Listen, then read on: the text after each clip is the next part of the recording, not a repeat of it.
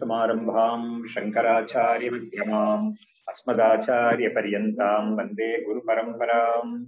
शङ्कारूपेण मच्चित्तम् पङ्कीकृतमभूद्यया किङ्करेयस्य सामाया शङ्कराचार्यमाश्रये। प्रह्लादवरदो देवो यो नृसिंहः परो हरिः नृसिंहोपासकम् नित्यम् तम् नृसिंहगुरुम् भजे। श्री सच्चिदानन्द शिवाभिनव्य नृसिंहभारत्यभिधान् यतीन्द्रान् विद्यानिधीन् मन्त्रनिधीन् सदात्मनिष्ठान् भजे मानव शम्भुरूपान्। सदात्मध्याननिरतम् विषयेभ्यः पराङ्मुखम् नौमि शास्त्रेषु निष्णातम् चन्द्रशेखर भारतीम्। विवेकिनम् महाप्रज्ञम् धैर्यौदार्यक्षमानिधिम् सदाभिनवपूर्वम् तम् विद्यातीर्थगुरुम् भजे। अज्ञानाम् जाह्नवीतीर्थम् विद्यातीर्थम् विवेकिनाम् सर्वेषाम् सुखदम् तीर्थम् भारतीतीर्थमाश्रये। विद्याविनयसम्पन्नम् पीतरागम् विवेकिनम् वन्दे वेदान्ततत्त्वज्ञम् विदुशेखर भारतीम्। नमामि यामिनीनाथलेखालङ्कृतकुन्तलाम् भवानीम् भवसन्तापनिर्वापणसुधानदीम्। नमः श्री शङ्करानन्दगुरुपादाम्बुजन्मने सविलासमहामोहग्राहग्रासैककर्मणे तत्पादाम्बुरुहद्वन्द्वसेवा निर्मलचेतसाम् सुखबोधाय तत्त्वस्य ವಿವೇಕೋಯಂ ವಿಧೀಯತೆ. ಇವಾಗ ತೈತ್ರಿಯ ಉಪನಿಷತ್ತಲ್ಲಿ ಕೊನೆಯ ಭಾಗಕ್ಕೆ ಬಂದಿದ್ದೀವಿ.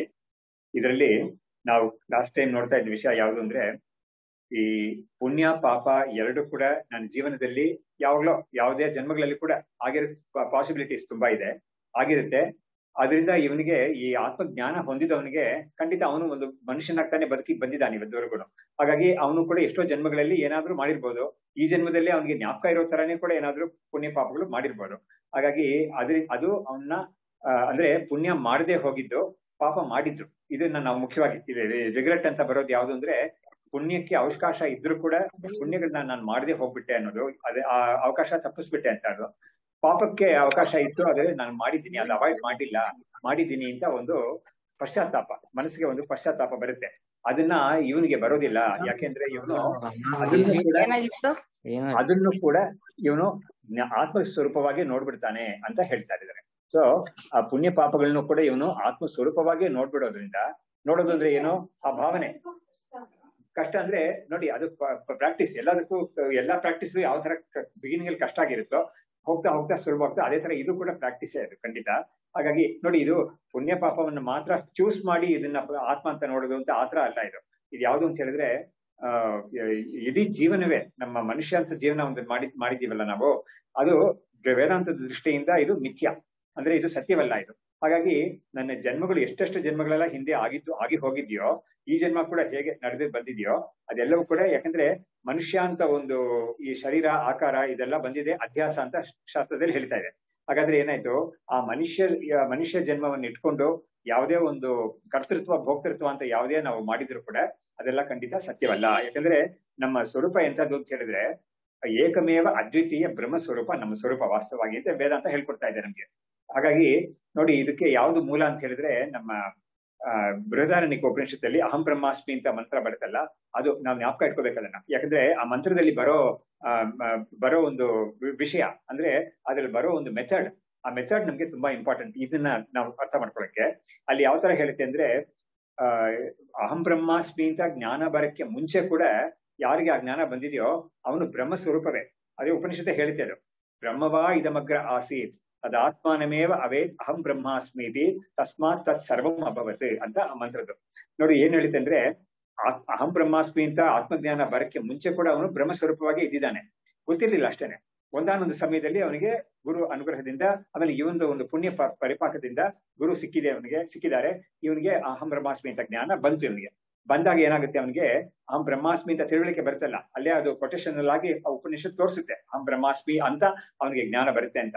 ಅವಾಗ ಆ ಬ್ರಹ್ಮ ಎಂತದ್ದು ಅಂತ ವೇದಾಂತ ಹೇಳ್ಕೊಟ್ಟಿದೆ ಅಂತ ಹೇಳಿದ್ರೆ, ಆ ಬ್ರಹ್ಮಕ್ಕೆ ಯಾವತ್ತೂ ಕೂಡ ಹಿಂದೆ ಆಗ್ಲಿ ಇವಾಗ್ಲಾದ್ರಿ ಮುಂದಕ್ಕೆ ಆಗ್ಲಿ ಎರಡನೇ ವಸ್ತು ಇಲ್ವೇ ಇಲ್ಲ ಆ ಬ್ರಹ್ಮಕ್ಕೆ. ಆಮೇಲೆ ಬ್ರಹ್ಮ ಎಂತದ್ದು, ಮನುಷ್ಯ ಅಲ್ಲ, ಪ್ರಾಣಿ ಅಲ್ಲ, ಪಕ್ಷಿ ಅಲ್ಲ, ಯಾವುದು ಅಲ್ವೇ ಇಲ್ಲ. ಅದು ದೇವತೆ ಅಲ್ಲ, ಯಾವುದು ಅಲ್ವೇ ಇಲ್ಲ. ಅದು ಒಂದು ನಿರ್ಗುಣವಾದ ಅಖಂಡ ತತ್ವ ಅದು. ಸೊ ಹಾಗಾಗಿ ಆ ತತ್ವನೇ ನಾನು ಅಂತ ತಿಳ್ಕೊಳ್ತಾನೆ ಅವನು. ಹಾಗಾಗಿ ನಾನು ಮನುಷ್ಯನಾಗಿ ಇದ್ದಿಲ್ಲ ಯಾವತ್ತೂ ಕೂಡ, ನಾನು ಯಾವ್ದೋ ಪ್ರಾಣಿಗಳಾಗೂ ಇದ್ದಿಲ್ಲ, ನಾನು ಯಾವತ್ತೂ ಜೀವನಾಗೆ ಇದ್ದಿಲ್ಲ ಅಂತ ತಿಳ್ಕೊಳ್ತಾನೆ. 3 ಕಾಲಕ್ಕೂ ಕೂಡ ನಾನು ಈ ತರ ಅಂತ. ಶಂಕರಾಚಾರ್ಯರು ಇದನ್ನ ಅವರ ಭಾಷೆಯಲ್ಲಿ ಇದನ್ನ ಆರ್ಟಿಕ್ಯುಲೇಟ್ ಮಾಡಿದ್ದಾರೆ. ಇದನ್ನ ಹೇಗೆ ಯಾವ ತರ ಮಾತುಗಳಲ್ಲಿ ತೋರಿಸ್ಕೊಟ್ಟಿದ್ದಾರೆ ಅವರು. ಅವನ ಜ್ಞಾನ ಎಂಥದಾಗಿರುತ್ತೆ ಅಂತ.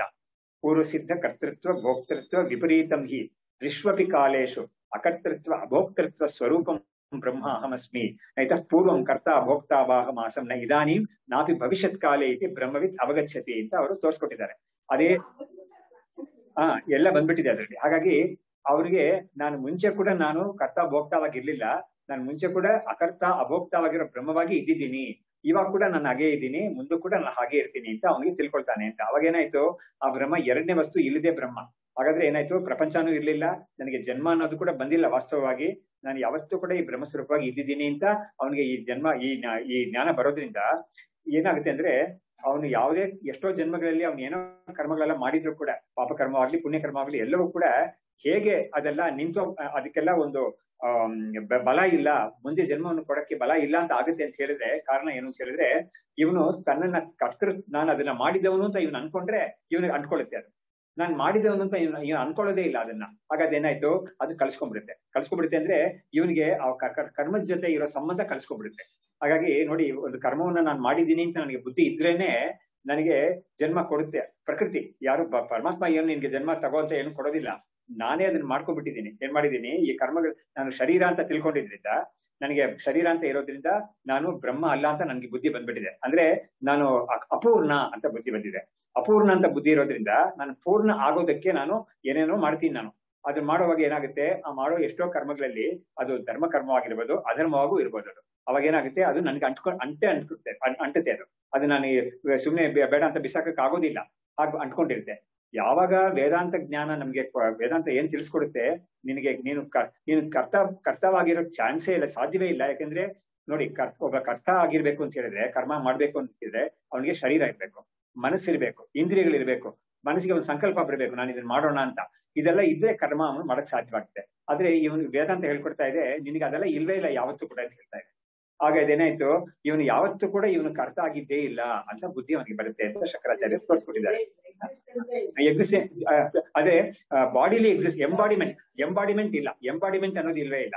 ಹಾಗಾಗಿ ಅನ್ಎಂಬಾಡಿಡ್ ಅಥವಾ ಡಿಸೆಂಬಾಡಿಡ್ ಅನ್ಎಂಬಾಡಿಡ್ ಬ್ರಹ್ಮನ್ ಅಂತ ಆ ಬುದ್ಧಿನೇ ಅವನಿಗಿದೆ. ಹಾಗಾಗಿ ಆ ಬುದ್ಧಿ ಅವನು ತಂದ್ಕೊಂಡಿದ್ದಾನೆ. ಇದು ನೋಡಿ, ಯಾವುದೇ ಕೂಡ ವೇದಾಂತ ಹೇಳೋದು ಕೂಡ ನಮ್ ಕೈಲಿ ಆಗದೆ ಇರೋ ವಿಷಯ ಹೇಳೋದೇ ಇಲ್ಲ. ಅದು ಯಾವುದೇ ಸಾಧನೆ ಅದು ಹೇಳಿದ್ರು ಕೂಡ ನೋಡಿ, ವೇದಾಂತ ಇದು ಯೋಗ ಶಾಸ್ತ್ರದಲ್ಲಿ ಅಥವಾ ಯಾವುದೇ ಶಾಸ್ತ್ರದಲ್ಲಿ ಸಮಾಧಿ ಅಂತದ ತುಂಬಾ ಕಷ್ಟಕರವಾದ ಸಾಧನೆಗಳೆಲ್ಲ ಹೇಳಿದ್ದಾರೆ. ಅದೇ ಯಾವುದು ಕೂಡ ಮನುಷ್ಯನಿಂದ ಕೈಲಿ ಆಗದೆ ಇರೋ ಸಾಧನೆ ಯಾವ್ದು ಕೂಡ ಹೇಳೇ ಇಲ್ಲ. ಅವ್ರವ್ರಿಗೆ ತಕ್ಕನಾಗಿ ಅವ್ರವ್ರು ಮಾಡ್ಬೋದು ಅದನ್ನ ಖಂಡಿತ. ಹಾಗಾಗಿ ಮಾಡಕ್ಕಾಗೋ ವಿಷಯವನ್ನೇ ಹೇಳಿದ್ದಾರೆ. ಹಾಗಾದ್ರೆ ಏನಾಯ್ತು, ಈ ವಿಷಯವನ್ನು ಕೂಡ ಅದು ಈ ತರ ಬ್ರಹ್ಮಸ್ವರೂಪದ ನಿನ್ನ ಸ್ವರೂಪವೇ ಇಂಥದ್ದು, ನೀನ್ ಯಾವತ್ತೂ ಕೂಡ ಮನುಷ್ಯನಾಗೋ ಅಥವಾ ಯಾವುದೇ ಪ್ರಾಣಿ ಪಕ್ಷಿಯಾಗಿ ಇದ್ದೇ ಇಲ್ಲ, ನಿನಗೆ ಕರ್ಮ ಅನ್ನೋದು ಹೇಗ್ ಬರ ಚಾನ್ಸೇ ಇಲ್ಲ ಅಂತ ಹೇಳ್ಬಿಟ್ಟು ಇಂಥ ಒಂದು ಜ್ಞಾನ ಅವನಿಗೆ ಅಹಂ ಬ್ರಹ್ಮಾಸ್ಮಿನಲ್ಲಿ ಸಿಕ್ಬಿಡುತ್ತೆ. ಅದು ಈ ಅಹಂ ಬ್ರಹ್ಮಾಸ್ಮಿ ಅಂತ ಶಬ್ದ 3 ಶಬ್ದ ಇದೆ ಅಷ್ಟೇನೆ, ಬಟ್ ಅದರಲ್ಲಿ ಪ್ಯಾಕೇಜ್ ಅದು ಎಷ್ಟೊಂದು ವಿಷಯಗಳು ಅದರಲ್ಲಿ ಪ್ಯಾಕ್ ಆಗಿದೆ ಅಂತ ಹೇಳಿದ್ರೆ, ಜನ್ಮಾಂತರದ್ದು ಎಷ್ಟೋ ಕೋಟಿಯಾಂತರ ಜನ್ಮಾಂತರದ್ದು ಆಗಿರೋದೆಲ್ಲ ಕೂಡ ಅದರಲ್ಲಿ ಸೇರ್ಕೊಂಡ್ಬಿಟ್ಟಿರುತ್ತೆ. ಅವಾಗ ಅದೆಲ್ಲ ಕೂಡ ನನಗೆ ಇಲ್ವೇ ಇಲ್ಲ ಅಂತ ಅವನು ಅದರಿಂದ ಕಳ್ಸ್ಕೊಂಡ್ಬಿಡ್ತಾನೆ. ಅವಾಗ ಏನಾಯ್ತು, ನಾನ್ ಕರ್ತಾನೆ ಅಲ್ಲ ಯಾವತ್ತೂ ಕೂಡ ಅಂತ ಇರೋದ್ರಿಂದ ಯಾವುದೇ ಕರ್ಮ ನಾನು ಕರ್ತ ಅಂತ ಅಂದುಕೊಂಡು ಮಾಡಿದ್ದು ಕೂಡ ಇವಾಗ ನಾನು ಅಲ್ವೇ ಇಲ್ಲ ಅದು ಅಂತ ಬಿಡಿಸ್ಕೊಂಡ್ಬಿಡ್ತಾನೆ. ಹಾಗಾಗಿ ಏನಾಯ್ತು, ಇವನಿಗೆ ಮುಂದೆ ಜನ್ಮ ಕೊಡೋದೇ ಇಲ್ಲ ಪ್ರಕೃತಿ. ಹಾಗಾಗಿ ಹೀಗಾಗಿ ನಡೆಯುತ್ತೆ ಅದು. ಹಾಗಾಗಿ ಇವನಿಗೆ ಈ ಪುಣ್ಯ ಮಾಡದೆ ಹೋಗಿದ್ದು ಅಥವಾ ಪಾಪ ಮಾಡಿದ್ದು ಅಂತ ಒಂದು ರಿಗ್ರೆಟ್ ಯಾರಿಗಾದ್ರೂ ಸಾಮಾನ್ಯ ಜನಕ್ಕೆ ಇರಕ್ ಚಾನ್ಸ್ ಇದೆ, ತುಂಬಾ ಚಾನ್ಸ್ ಇದೆ ಅದು. ಆದ್ರೆ ಇವನಿಗೆ ಮಾತ್ರ ಅದು ಇರೋದಿಲ್ಲ ಅಂತ. ಯಾಕೆಂದ್ರೆ ಅವನ ಈ ಇಡೀ ಜನ್ಮವನ್ನೇ ಅವನು ಬ್ರಹ್ಮಸ್ವರೂಪವಾಗಿ ಅವನು ತಿಳ್ಕೊಳ್ತಾನೆ. ಬ್ರಹ್ಮಸ್ವರೂಪ ತಿಳ್ಕೊಳ್ತಾನೆ ಅಂತ ಅರ್ಥ ಏನು ಅಂದ್ರೆ, ಅವನು ಚಿಕ್ಕ ಹುಡುಗನಾಗಿದ್ದು ಅವನು ಬೆಳೆದು ದೊಡ್ಡವನಾಗಿ ಇಂಥ ವಿಷಯ ಎಲ್ಲ ಇದೆಯಲ್ಲ, ಈ ಒಂದು ಪಿಕ್ಚರ್ ನಾವು ಮಾಡ್ಕೋಬೇಕು ಮನಸ್ಸಲ್ಲಿ. ಇದಷ್ಟು ಕೂಡ ಮಿಥ್ಯಾ, ಕನಸು ಅಂತ ತಿಳ್ಕೊಬಿಡ್ತಾನ ಅವನು. ಇದೆಲ್ಲ ಸತ್ಯ, ನಿಜವಾಗಿ ನಡೀಲೇ ಇಲ್ಲ ಇದು ಅಂತ ತಿಳ್ಕೊಳ್ತಾನ. ಅವಾಗೇನಾಯ್ತು, ತಾನು ಅನ್ನೋದ್ರಲ್ಲೇ ಅವನಿಗೆ ಶಿಫ್ಟ್ ಆಗೋಗುತ್ತೆ. ನಾವು ತಾನು ಅಂತ ಏನ್ ಅನ್ಕೊಂಡಿದ್ನೋ ಮುಂಚೆ, ಇವಾಗ ಆ ತಾನು ಅನ್ನೋದಕ್ಕೆ ಅರ್ಥ ಬೇರೆ ಆಗೋಯ್ತು. ಮುಂಚೆ ತಾನು ಅನ್ನೋವಾಗ ಬಾಡಿ ಮೈಂಡ್ ಕಾಂಪ್ಲೆಕ್ಸ್ ನಾನೊಂದು ವ್ಯಕ್ತಿ ಅಂತ ಅನ್ಕೊಂಡಿದ್ದ. ಬಟ್ ಇವಾಗ ಏನಾಗೋಯ್ತು, ಆ ವ್ಯಕ್ತಿ ಅನ್ನೋದು ಅಲ್ವೇ ಇಲ್ಲ, ನಾನು ಅಖಂಡ ಬ್ರಹ್ಮಸ್ವರೂಪ ನಾನು ಅಂತ ತಿಳುವಳಿಕೆ ಬಂದಿದೆ ಅವನಿಗೆ. ಸೊ ಹಾಗಾಗಿ ಈ ವ್ಯಕ್ತಿ ಅನ್ನೋದು ಅವನ ಪಾಲ್ಗೆ ಒಂದು ತೋರಿಕೆ ಅಷ್ಟೇನೆ ಅಂತ ಆಗೋಗುತ್ತೆ. ಯಾಕಂದ್ರೆ ಇನ್ನು ಬದುಕಿದ್ದಾನೆ ನೋಡಿ, ಶರೀರನ ಬದುಕಿದೆ, ಇನ್ನು ಬಿದ್ದಿಲ್ಲ ಅದು. ಅವಾಗ ಆ ಸ್ಟೇಟ್ ಒಂದು ಇದೆಯಲ್ಲ, ದಟ್ ಈಸ್ ಆತ್ಮಜ್ಞಾನ ಅಪರೋಕ್ಷ ಜ್ಞಾನ ಬಂದ ಮೇಲೆ ಅವನ ಶರೀರಪಾತ ಆಗೋ ತನಕ ಅಂತ ಒಂದು ಭಾಗ ಇದೆಯಲ್ಲ, ಇದಕ್ಕೆ ಜೀವನ್ ಮುಕ್ತಿ ಅಂತ ಹೇಳ್ತೀವಿ. ಇದನ್ನ ಭಗವದ್ಗೀತೆಯಲ್ಲೆಲ್ಲ ಬೇಕಾದಷ್ಟು ಬೇರೆ ಬೇರೆ ರೀತಿಯಲ್ಲಿ ತೋರಿಸ್ಕೊಟ್ಟಿದ್ದಾರೆ. ಒಂದು ತೋರಿಸ್ಕೊಟ್ಟಿದ್ದಾರೆ ಏನು ಅಂತ ಹೇಳಿದ್ರೆ 5ನೇ ಅಧ್ಯಾಯದಲ್ಲಿ ನವದ್ವಾರೆ ಪುರೇ ದೇಹಿ ನೈವ ಕುರುವನ್ನ ಕಾರಯನ್ ಅಂತ ತೋರಿಸ್ಕೊಟ್ಟಿದ್ದಾರೆ. ಹಾಗಾದ್ರೆ ನವದ್ವಾರೆ ಪುರ ಅಂದ್ರೆ ಈ ಶರೀರ, 9 ತೂತಿರೋ ಈ ಶರೀರ, ಈ ಶರೀರದಲ್ಲಿ ಇದ್ಕೊಂಡಿರ್ತಾನ ಅವನು, ಆದ್ರೆ ಏನು ಅವನು ಮಾಡೋದಿಲ್ಲ ಅಂತ. ಆದ್ರೆ ಅವನು ಏನೇನೋ ಮಾಡೋದೆಲ್ಲ ನೋಡ್ತೀವಲ್ಲ, ಅವರು ಶಿವಲಿಂಗ ಪೂಜೆ ಮಾಡಿದ್ರು, ಸ್ನಾನ ಮಾಡಿದ್ರು, ಎಷ್ಟೋ ಜನಕ್ಕೆ ಉಪದೇಶ ಕೊಟ್ರು, ಇದೆಲ್ಲ ತೀರ್ಥ ಕೊಟ್ಟಿದ್ದೆಲ್ಲ ನೋಡ್ತೀವಲ್ಲ ಅಂತ ಕೇಳಿದ್ರೆ, ಇವೊಬ್ರು ಪ್ರಶ್ನೆ ಮಾಡಿದಕ್ಕೆ ಚಂದ್ರಶೇಖರ್ ಭಾರತಿಗಳು ಉತ್ತರ ಕೊಟ್ರು ಅವನಿಗೆ. ನೀನು ನೋಡಿ ಎಷ್ಟು ಚೆನ್ನಾಗಿ ನೋಡಿ, ಅವನು ವಿದೇಶದವನು ಅವನು ನೋಡ್ಬಿಟ್ಟು ಅವನು ಸ್ವಲ್ಪ ತಿಳ್ಕೊಂಡಿದ್ದಾನೆ, ಗ್ರಂಥ ಎಲ್ಲ ಓದಿ ತಿಳ್ಕೊಂಡಿದ್ದಾನೆ. ಆತ್ಮಜ್ಞಾನಿ ಅನ್ನೋರಿಗೆ ಏನು ಕರ್ಮ ಅಲ್ಲ, ಏನು ಇರೋದೇ ಇಲ್ಲ ಅವ್ರಿಗೆ ಅಂತ. ಆದ್ರೆ ಸಂಪೂರ್ಣವಾಗಿ ಸರಿಯಾದ ಒಂದು ತಿಳುವಳಿಕೆ ಇಲ್ಲ ಅವನಿಗೆ. ಹಾಗಾಗಿ ಅವನ್ ಏನ್ ಮಾಡ್ತಾನೆ, ಗುರುಗಳ ಹತ್ರ ಕೇಳ್ತಾನೆ. ಅದೇ ಯಾರೋ ಒಬ್ರು ಭಾಷಾಂತರ ಮಾಡಿರ್ತಾರೆ, ಹಾಗಾಗಿ ಗುರುಗಳಿಗೆ ಅವ್ನಿಗೆ ಆ ಪ್ರಶ್ನೆ ಇದೆ ಅಂತ ಗೊತ್ತಾದಾಗ ಅವ್ನು ಕೇಳ್ತಾನೆ, ನೋಡಿ ನೀವು ಪೂಜೆ ಎಲ್ಲ ಮಾಡಿದ್ ನೋಡಿದೆ ನಾನು, ಲಿಂಗ ಒರೆಸಿದ್ದು ಎಲ್ಲ ನೋಡಿದೆ ನಾನು ಅಂತ ಕೇಳ್ತಾನೆ. ಅವಾಗ ಅವರು ಅವನ ಹತ್ರ ಕೇಳ್ತಾರೆ, ನೋಡು ನೀನು ಏನ್ ನೋಡ್ದೆ ನೀನು ಅಂತ ಕೇಳ್ತಾರೆ. ಅವಾಗ ಅವ್ನು ಹೇಳ್ದೆ, ನೋಡಿ ಇದೆಲ್ಲ ಮಾಡಿದ್ ನೋಡ್ದೆ ಅಂತ. ಇದೆಲ್ಲ ಮಾಡಿದ್ ಯಾರು ಅಂತ ಕೇಳ್ತಾರೆ ಅವರು. ಅವಾಗ ಏನಾಗಿದೆ ಅಂದ್ರೆ, ಅವನು ಶರೀರ ಇಂದ್ರಿಯಗಳೆಲ್ಲ ಮಾಡಿದ್ದನ್ನ ಅವ್ನು ನೋಡಿದ್ದಾನೆ, ಆದ್ರೆ ಆತ್ಮ ಏನು ಮಾಡೇ ಇಲ್ಲ ಅನ್ನೋದನ್ನ ಅವನಿಗೆ ನೋಡಕ್ ಆಗೋದಿಲ್ಲ, ಯಾಕಂದ್ರೆ ಅವನಿಗೆ ಆ ತಿಳುವಳಿಕೆ ಇಲ್ಲ. ಆದ್ರೆ ಯಾರಿಗೆ ಜ್ಞಾನ ಇದೆಯೋ, ಆಮೇಲೆ ಯಾರಿಗೆ ಆತ್ಮಜ್ಞಾನ ಅನ್ನೋದು ಇಂಥದ್ದು ಅಂತ ಗೊತ್ತಿರುತ್ತೋ ಅವ್ರು ಮಾತ್ರ ಇಂಥ ಪ್ರಶ್ನೆ ಮಾಡೋದಿಲ್ಲ. ಅವಾಗ ಅವ್ರಿಗೆ ಗೊತ್ತಿರುತ್ತೆ, ಯಾಕಂದ್ರೆ ಶರೀರ ಇದೆಲ್ಲ ಮಾಡುತ್ತೆ ಅಂತ. ಇದನ್ನೇ ಗೀತೆಯಲ್ಲಿ ಅವನು ಹೇಳಿರೋದು. ಹಾಗಾಗಿ ಶರೀರದಲ್ಲಿ ಇರ್ತಾನೆ ಅವನು, ಆ ಜ್ಞಾನಿ ಆದವನು, ಯಾಕಂದ್ರೆ ಇನ್ನ ಪ್ರಾಣ ಹೋಗಿಲ್ಲ, ಹಾಗಾಗಿ ಶರೀರದಲ್ಲಿ ಇರ್ತಾನೆ, ಆದ್ರೆ ಅವನು ಯಾವ್ದನ್ನು ಮಾಡೋದೇ ಇಲ್ಲ ಅಂತ. ಏನ್ ಅರ್ಥ ಅದಕ್ಕೆ ಅಂತ ಹೇಳಿದ್ರೆ ಇದೇ ಅರ್ಥ, ಅವನ ಶರೀರ ಇಂದ್ರಿಯಗಳೆಲ್ಲ ಮಾಡ್ತಾ ಇರುತ್ತೆ, ಬಟ್ ನಾನ್ ಮಾಡ್ತಾ ಇದ್ದೀನಿ ಅನ್ನೋ ಒಂದು ಬುದ್ಧಿ ಅವನಿಗೆ ಇರೋದಿಲ್ಲ ಅಂತ. ಹಾಗಾಗಿ ಆ ಕರ್ತೃತ್ವ ಅವನಿಗೆ ಹೊಟ್ಟೋಗಿರುತ್ತೆ ಅಂದ್ರೆ ಆತ್ಮನಿಗೆ ಕರ್ತೃತ್ವ ಇಲ್ಲ, ಅದು ಶರೀರಾದಿಗಳಿಗೆ ಇದೆ, ಇದನ್ನ ನಾನು ಸಾಕ್ಷಿಯಾಗಿ ನೋಡ್ತಾ ಇದ್ದೀನಿ ಅಂತ ಒಂದು ಬುದ್ಧಿ ಮಾತ್ರ ಇರುತ್ತೆ. ಅವಾಗ ಏನಾಗುತ್ತೆ, ಈ ಕರ್ತೃತ್ವ ಅದೆಲ್ಲ ಕರ್ಮ ಮಾಡೋದು ಇದೆಲ್ಲ ಬಾಕಿಯವ್ರಿಗೆ ನೋಡೋದಕ್ಕೆ ಅವ್ರು ಮಾಡ್ತಾ ಇದಾರೆ ಅಂತ ಅನ್ಸುತ್ತೆ, ಆದ್ರೆ ಅವನಿಗೆ ಆ ವ್ಯಕ್ತಿಗೆ ನಾನು ಯಾವ್ದು ಮಾಡ್ತಾ ಇಲ್ಲ ಅಂತ ಅವ್ನಿಗೆ ಗೊತ್ತಾಗುತ್ತೆ. ಗೀತೆಯಲ್ಲಿ ಇನ್ನೂ ಬೇಕಾದಷ್ಟು ಕಡೆ ಬರುತ್ತೆ. 4ನೇ ಅಧ್ಯಾಯದಲ್ಲಿ ಏನ್ ಬರುತ್ತೆ ಅಂದ್ರೆ, ಕರ್ಮಣಿ ಫಲಾನು ಇಲ್ವೇ ಇಲ್ಲ ಅವನಿಗೆ, ಎಲ್ಲಾನು ಹೋಗುತ್ತೆ. ಹೌದು ಇಲ್ಲ ಅಂತ ಆಗೋಗುತ್ತೆ. ಹಾಗಾಗಿ ಈ 4ನೇ ಅಧ್ಯಾಯದಲ್ಲಿ ಹೇಳಿರೋದು ಯಾವ ತರ ಅಂದ್ರೆ, ಕರ್ಮಣಿ ಅಭಿಪ್ರವೃತ್ತೋಪಿ ನೈವ ಕಿಂಚಿತ್ ಕರೋತಿ ಸಹ ಅಂತ. ಅವನು ಕರ್ಮದಲ್ಲಿ ಅಭಿಪ್ರವೃತ್ತ, ನೋಡಿ ಅಭಿ ಅಂತ ಹಾಕಿದ್ರೆ ಅದಕ್ಕೆ ತುಂಬಾ ಜಾಸ್ತಿ ಅದಕ್ಕೊಂದು ಫಲ ತುಂಬಾ ಜಾಸ್ತಿ ಇದೆ. ನೋಡಿ ಪ್ರವೃತ್ತಿ ಅಂತ ಹೇಳಿದ್ರೆ ಚಟುವಟಿಕೆ ಅಂತ, ಅಭಿಪ್ರವೃತ್ತಿ ಅಂತ ಹೇಳಿದ್ರೆ ಸಿಕ್ಕಾಪಟ್ಟೆ ಚಟುವಟಿಕೆ. ಇಂಥದೆಲ್ಲ ಅವ್ನು ಮಾಡ್ತಾ ಇದ್ರು ಕೂಡ, ಅವನ ಶರೀರದಲ್ಲಿ ಮಾಡ್ತಾ ಇದ್ರು ಕೂಡ ಅವ್ನು ಏನು ಮಾಡೇ ಇಲ್ಲ ಅಂತ ಗೀತೆ ಹೇಳುತ್ತೆ. ಹಾಗಾಗಿ ಅವನಿಗೆ ಆ ತರ ಒಂದು ಸ್ಥಿತಿ ಅವನಿಗೆ ಬಂದ್ಬಿಟ್ಟಿರುತ್ತೆ. ಇದನ್ನ ಈ ತರ ಒಂದು ರಿಸಲ್ಟ್ ಅನ್ನೋದು ಆ ಕಾರಣದಿಂದ ಅವನಿಗೆ ಬರೋದೇ ಇಲ್ಲ ಅಂತ. ಯಾಕಂದ್ರೆ ಅವನು ಆ ಜನ್ಮವನ್ನ, ಶರೀರವನ್ನ, ಆ ಜನ್ಮ ಅನ್ನೋದನ್ನೇ ಅವನು ಮಿಥ್ಯಾ ಅಂತ ತಿಳ್ಕೊಂಡಿರ್ತಾನೆ.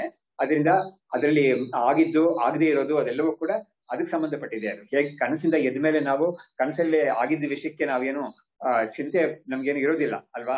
ಇವಾಗ ಕನಸಲ್ಲಿ ಒಂದು ಕಷ್ಟವಾಗಿ ನಾವು ಇಟ್ಕೊಳ್ಳೋಣ, ಒಂದು ಭಯ ಬಂದಿತ್ತು ಅಥವಾ ಏನೋ ಒಂದು ಇವನಿಗೆ ಕಳೆದೋಯ್ತು ಒಂದು ವಸ್ತು, ಅಥವಾ ಇವನ್ ಜೊತೆ ಇರೋರು ಅಥವಾ ಯಾರೋ ಒಬ್ರು ತೀರ್ಕೊಂಡ್ಬಿಟ್ರು, ಏನಾದ್ರು ಈ ತರ ಕನಸು ಬಂದಿದ್ರೆ ಕೂಡ ಹೆಸರು ಆಗಿದ ತಕ್ಷಣ ಇವನಿಗೆ ಅದೆಲ್ಲ ಏನು ನಡೀಲಿಲ್ಲ ಅಂತ ಒಂದು ಬುದ್ಧಿ ಇರುತ್ತಲ್ವಾ, ಅದು ಕಾಡಲ್ಲ ಅವನಿಗೆ. ಅದೇ ತರನೇ ಇಲ್ಲೂ ಕೂಡ ಇವನಿಗೆ ಇದೆಲ್ಲ ಸತ್ಯವಲ್ಲ ಅಂತ ಒಂದು ಬುದ್ಧಿ ಇರೋದ್ರಿಂದ ಅವನಿಗೆ ಕಾಡೋದಿಲ್ಲ ಅದು ಅಂತ. ಹಾಗಾಗಿ ಈ ಶ್ಲೋಕದಲ್ಲಿ ಅವ್ರು ಹೇಳೋದು ಅದೇನೆ, 142ನೇ ಶ್ಲೋಕ. ತಾಪಕತ್ವಂ ತಯೋರ್ ವಿದ್ವಾನ್ ಉಪೇಕ್ಷ ಅನುಷ್ಠಿತಂ ತಯೋಹೋ ಆತ್ಮಾನಂ ಪ್ರೀಣಯನ್ ಬೋಧಾತ್ ಸುದೃಢೀಕೃತೆ ಕುರುತೆ ಧಿಯಂ ಅಂತ. ಹಾಗಾಗಿ ಈ ಯಾವುದು ಪಾಪಕರ್ಮ ಮಾಡಿದ್ದೀನಿ ಅಂತ ಅವನ್ಗೆ ಅನಿಸ್ತಾ ಇದೆಯೋ, ಅಂದ್ರೆ ಮಾಡಿದ್ದೀನಿ ಅಂದ್ರೆ ಏನು, ಈ ಶರೀರಾದಿಗಳು ಮಾಡಿದ್ದು ಅಂತ. ಹಾಗಾಗಿ ನೋಡಿ, ಈ ಆತ್ಮಜ್ಞಾನಿಯಾಗಿರೋನು ಕೂಡ he can definitely think of the past, he can recollect the past. ನಾನ್ ಹೋಗಿದ್ದೆ ಕಾಲೇಜ್ಗೆ, ಅಥವಾ ನಾನು ಪಾಠ ಮಾಡ್ಕೊಟ್ಟಿದ್ದೆ, ನಾನು ಇಂಥದ್ದೆಲ್ಲ ಕಾರ್ಯಗಳು ಮಾಡಿದೆ ಅಂತ ಅವನು ಬರ್ಬೋದು ಅದು. ಆದ್ರೆ ಅವನಿಗೆ ಅದು ಬರೋವಾಗ್ಲೇನೆ ಗೊತ್ತಾಗಿರುತ್ತೆ ಅದು ತಾನಲ್ಲ ವಾಸ್ತವವಾಗಿ ಅಂತ ಗೊತ್ತಾಗಿರುತ್ತೆ. ಅದು ವ್ಯತ್ಯಾಸ ಅಷ್ಟೇ. ಹಾಗಾಗಿ ಇವನು ಇವಾಗ ಕನಸಲ್ಲಿ, ಉದಾಹರಣೆಗೆ ನೋಡಿ, ನಮ್ ಕನಸಲ್ಲಿ ನಾವು ಯಾವ್ದೋ ಒಂದು ಪ್ರವಾಸ ಹೋಗಿರ್ತಾರ, ಅಲ್ಲಿ ನಾವ್ ಯಾರ್ಯಾರು ಏನೋ ತಿನಿಸು ಎಲ್ಲ ಕೊಟ್ಟಿರ್ತಾರ, ನಮ್ಗೊಂದು ಕನಸು ಎಚ್ಚರ ಆಗಿದ್ಮೇಲೆ ನಾನು ಹೋಗಿದ್ದೆ ಅಥವಾ ನಾನು ಕೊಟ್ಟೆ ಅಂತೆಲ್ಲ ನನ್ಗೊಂದು ಜ್ಞಾಪಕ ಮಾಡ್ಕೋಬಹುದು. ಅದನ್ನ ಆತರ ಒಂದು ಕನಸು ಬಂತು ನನಗೆ ಅಂತ ಜ್ಞಾಪಕ ಮಾಡ್ಕೋಬಹುದು. ಬಟ್ ನಾನ್ ಮಾಡಿದೆ ಅಂತ ಬುದ್ಧಿ ಇರುತ್ತಾ ನಮ್ಗೆ? ಇಲ್ವೇ ಇಲ್ಲ, ಖಂಡಿತ. ಹಾಗಾಗಿ ಅದೇ ತರನೇ ಇಲ್ಲೂ ಕೂಡ ಅವನಿಗೆ ಈ ತಾಪಕತ್ವ ಅನ್ನೋದು ಇರೋದಿಲ್ಲ. ಯಾವುದಕ್ಕೆ? ಪುಣ್ಯವನ್ನು ಮಾಡದೆ ಹೋಗಿದ್ದಕ್ಕೆ, ಪಾಪವನ್ನು ಮಾಡಿದ್ದಕ್ಕೆ ಒಂದು ತಾಪ ಅಂತ ಒಂದು ಯಾರನ್ನ ಅಜ್ಞಾನಿಯನ್ನ ಕಾಡಬಹುದು ಅದು, ಆದ್ರೆ ಇವನ್ನ ಮಾತ್ರ ಕಾಡೋದಿಲ್ಲ ಅದು. ಯಾತಕ್ಕೆ ಅಂದ್ರೆ ಇವನು ಎಲ್ಲವನ್ನೂ ಆತ್ಮ ಅಂತ ನೋಡಿದ್ದಾನೆ. ಅಂದ್ರೆ ಸರ್ವಂ ಆತ್ಮ, ಎಲ್ಲವೂ ಆತ್ಮ ಅಂತ ನೋಡುವಾಗ ಇದು ಅದಕ್ಕೆ ಸೇರ್ಕೊಂಡಿರ್ತಾನೆ. ಸರ್ವಂ ಅನ್ನೋದ್ರಲ್ಲಿ ಇದು ಸೇರ್ಕೊಂಡ್ಬಿಟ್ಟಿದೆ ಅದರಲ್ಲಿ. ಹಾಗಾಗಿ ಏನೇನು ನಡೀತೋ ಏನೇನು ನಡೀಲಿಲ್ವೋ ಎಲ್ಲವೂ ಕೂಡ ಆ ಸರ್ವಂ ಅನ್ನೋದ್ರಲ್ಲಿ ಸೇರ್ಕೊಂಡ್ಬಿಡುತ್ತೆ. ಅವಾಗ ಎಲ್ಲವೂ ಆತ್ಮ ಅಂತ ಇರೋದ್ರಿಂದ ಇವನಿಗೆ ಅದೆಲ್ಲ ಕೂಡ ಇವನಿಗೆ ಅಂಟೋದೇ ಇಲ್ಲ, ಅದ್ರ ಬಗ್ಗೆ ಇವನಿಗೆ ಚಿಂತೆ ಇರೋದೇ ಇಲ್ಲ ಅಂತ. ಆಮೇಲೆ ಮುಂದಕ್ಕೆ ದೇಹೇಂದ್ರಿಯ ಕೃತೆ ಪುಣ್ಯೇ ಪಾಪೇ ಚ ಆತ್ಮತಯ ಸದಾ ಪಶ್ಯನ್ ಸರ್ವಾತ್ಮತಾಂ ಸ್ವಸ್ಯ ಗಾಯನ್ ಸಾಮ್ನಾವತಿಷ್ಠತೆ. ಹೀಗೆ ಅವನು ಶರೀರದಿಂದ ಇಂದ್ರಿಯಗಳಿಂದ ಮಾಡಲ್ಪಟ್ಟಿದ್ದು ಅಥವಾ ಮಾಡಲ್ಪಡದೇ ಇರೋದು ಅದೆಲ್ಲವನ್ನೂ ಕೂಡ ಅವನು ಆತ್ಮಸ್ವರೂಪವಾಗಿ ನೋಡ್ಕೊಂಡು ಅವನು ಈ ಸಾಮಗಾನವನ್ನ ಅಂದ್ರೆ ಅಹಮನ್ನಂ ಅಹಮನ್ನಂ ಅಹಮನ್ನಂ ಅಂತ ತೈತಿರಿದಲ್ಲಿ ಬರ್ತಲ್ಲ, ಅದನ್ನೇ ಯಾಕಂದ್ರೆ ತೈತಿರಿ ಉಪನಿಷತ್ತಾನೆ ಇದು ಹೇಳ್ತಾ ಇರೋದು. ಅದರಲ್ಲಿ ಅವನು ಹೇಗೆ ಅವನ ಒಂದು ಆತ್ಮಜ್ಞಾನವನ್ನು ಖ್ಯಾಪನೆ ಅಂದ್ರೆ ಅದನ್ನ ಒಂದು ಲೋಕಕ್ಕೆ ಪ್ರಕಟಣೆ ಮಾಡ್ಕೊಂಡು, ಅಂದ್ರೆ ಇವನಿಗೆ ಅವರೆಲ್ಲ ಕೇಳಲಿ ಅಂತ ಬುದ್ಧಿ ಇರ್ಬೋದು, ಇಲ್ಲದೆ ಇರ್ಬೋದು. ಆ ಬುದ್ಧಿ ಇದ್ರೂ ಏನ್ ತಪ್ಪಿಲ್ಲ, ಯಾಕಂದ್ರೆ ಅವನು ನೋಡಿ ಅವನು ಎಂತ ಒಂದು ಸ್ಥಿತಿ ಅವನು ಹೊಂದ್ಬಿಟ್ಟಿದ್ದಾನೆ. ಅವನು ಒಂದು ಇದರಲ್ಲಿ ವಿವೇಕ ಶ್ರೀರಾಮನಲ್ಲಿ ಹೇಳುವಾಗ ಕರ್ಷಿತ್ ಅನಂತ ಪುಣ್ಯ ಫಲ ಬುಕ್ ಅಂತ ಹೇಳುತ್ತೆ ಅದು ಆ ಒಂದು ಶ್ಲೋಕದಲ್ಲಿ. ವಿವೇಕ ಶ್ರೀರಾಮನಲ್ಲಿ ಇಂಥ ಒಂದು ಜ್ಞಾನಿಯ ಸ್ಥಿತಿಯನ್ನು ಹೇಳುವಾಗ ಅನಂತ ಪುಣ್ಯ ಫಲ ಬುಕ್ ಅಂತ ಹೇಳ್ತಾರೆ. ಅಷ್ಟೊಂದು ಪುಣ್ಯ ಅವನಿಗೆ. ಆಮೇಲೆ ಬಿಗಿನಿಂಗ್ ಅಲ್ಲೇನೆ ವಿವೇಕ ಶ್ರೀರಾಮನಲ್ಲಿ ಪ್ರಾರಂಭದಲ್ಲೇನೆ ಜಂತುನಾನ್ ನರಜನ್ಮ ದುರ್ಲಭಂ ಅಂತ ಹೇಳುವಾಗ ಮುಕ್ತಿರ್ನೋ ಶತಕೋಟಿ ಜನ್ಮ ಸುಕೃತೆ ಪುಣ್ಯೈರ್ ವಿನಾ ಲಭ್ಯತೆ ಅಂತ ಹೇಳ್ತಾರೆ. ಅಷ್ಟೊಂದು ಪುಣ್ಯದಿದ್ರೇನೆ ಅವನಿಗೆ ಇಂಥ ಒಂದು ಆತ್ಮಜ್ಞಾನ ಸಿಗೋದು ಅಂತ ಹೇಳಿದ್ದಾರೆ. ಸೊ ಇವಾಗ ನಾವು ಅದೇ ಸಮಯದಲ್ಲಿ ಆತ್ಮಜ್ಞಾನ ಅನ್ನೋದು ಪುಣ್ಯದ ಫಲ ಅಂತ ನಾವು ತಿಳ್ಕೊಬಾರ್ದು. ನಾವೇನ್ ತಿಳ್ಕೊಬೇಕು ಅಂದ್ರೆ ಆತ್ಮಜ್ಞಾನ ಅನ್ನೋದು ಸಾಧನೆಯ ಫಲ, ಶ್ರವಣ ಮನನ ನಿಧಿಧ್ಯಾಸನದ ಫಲ ಅದು.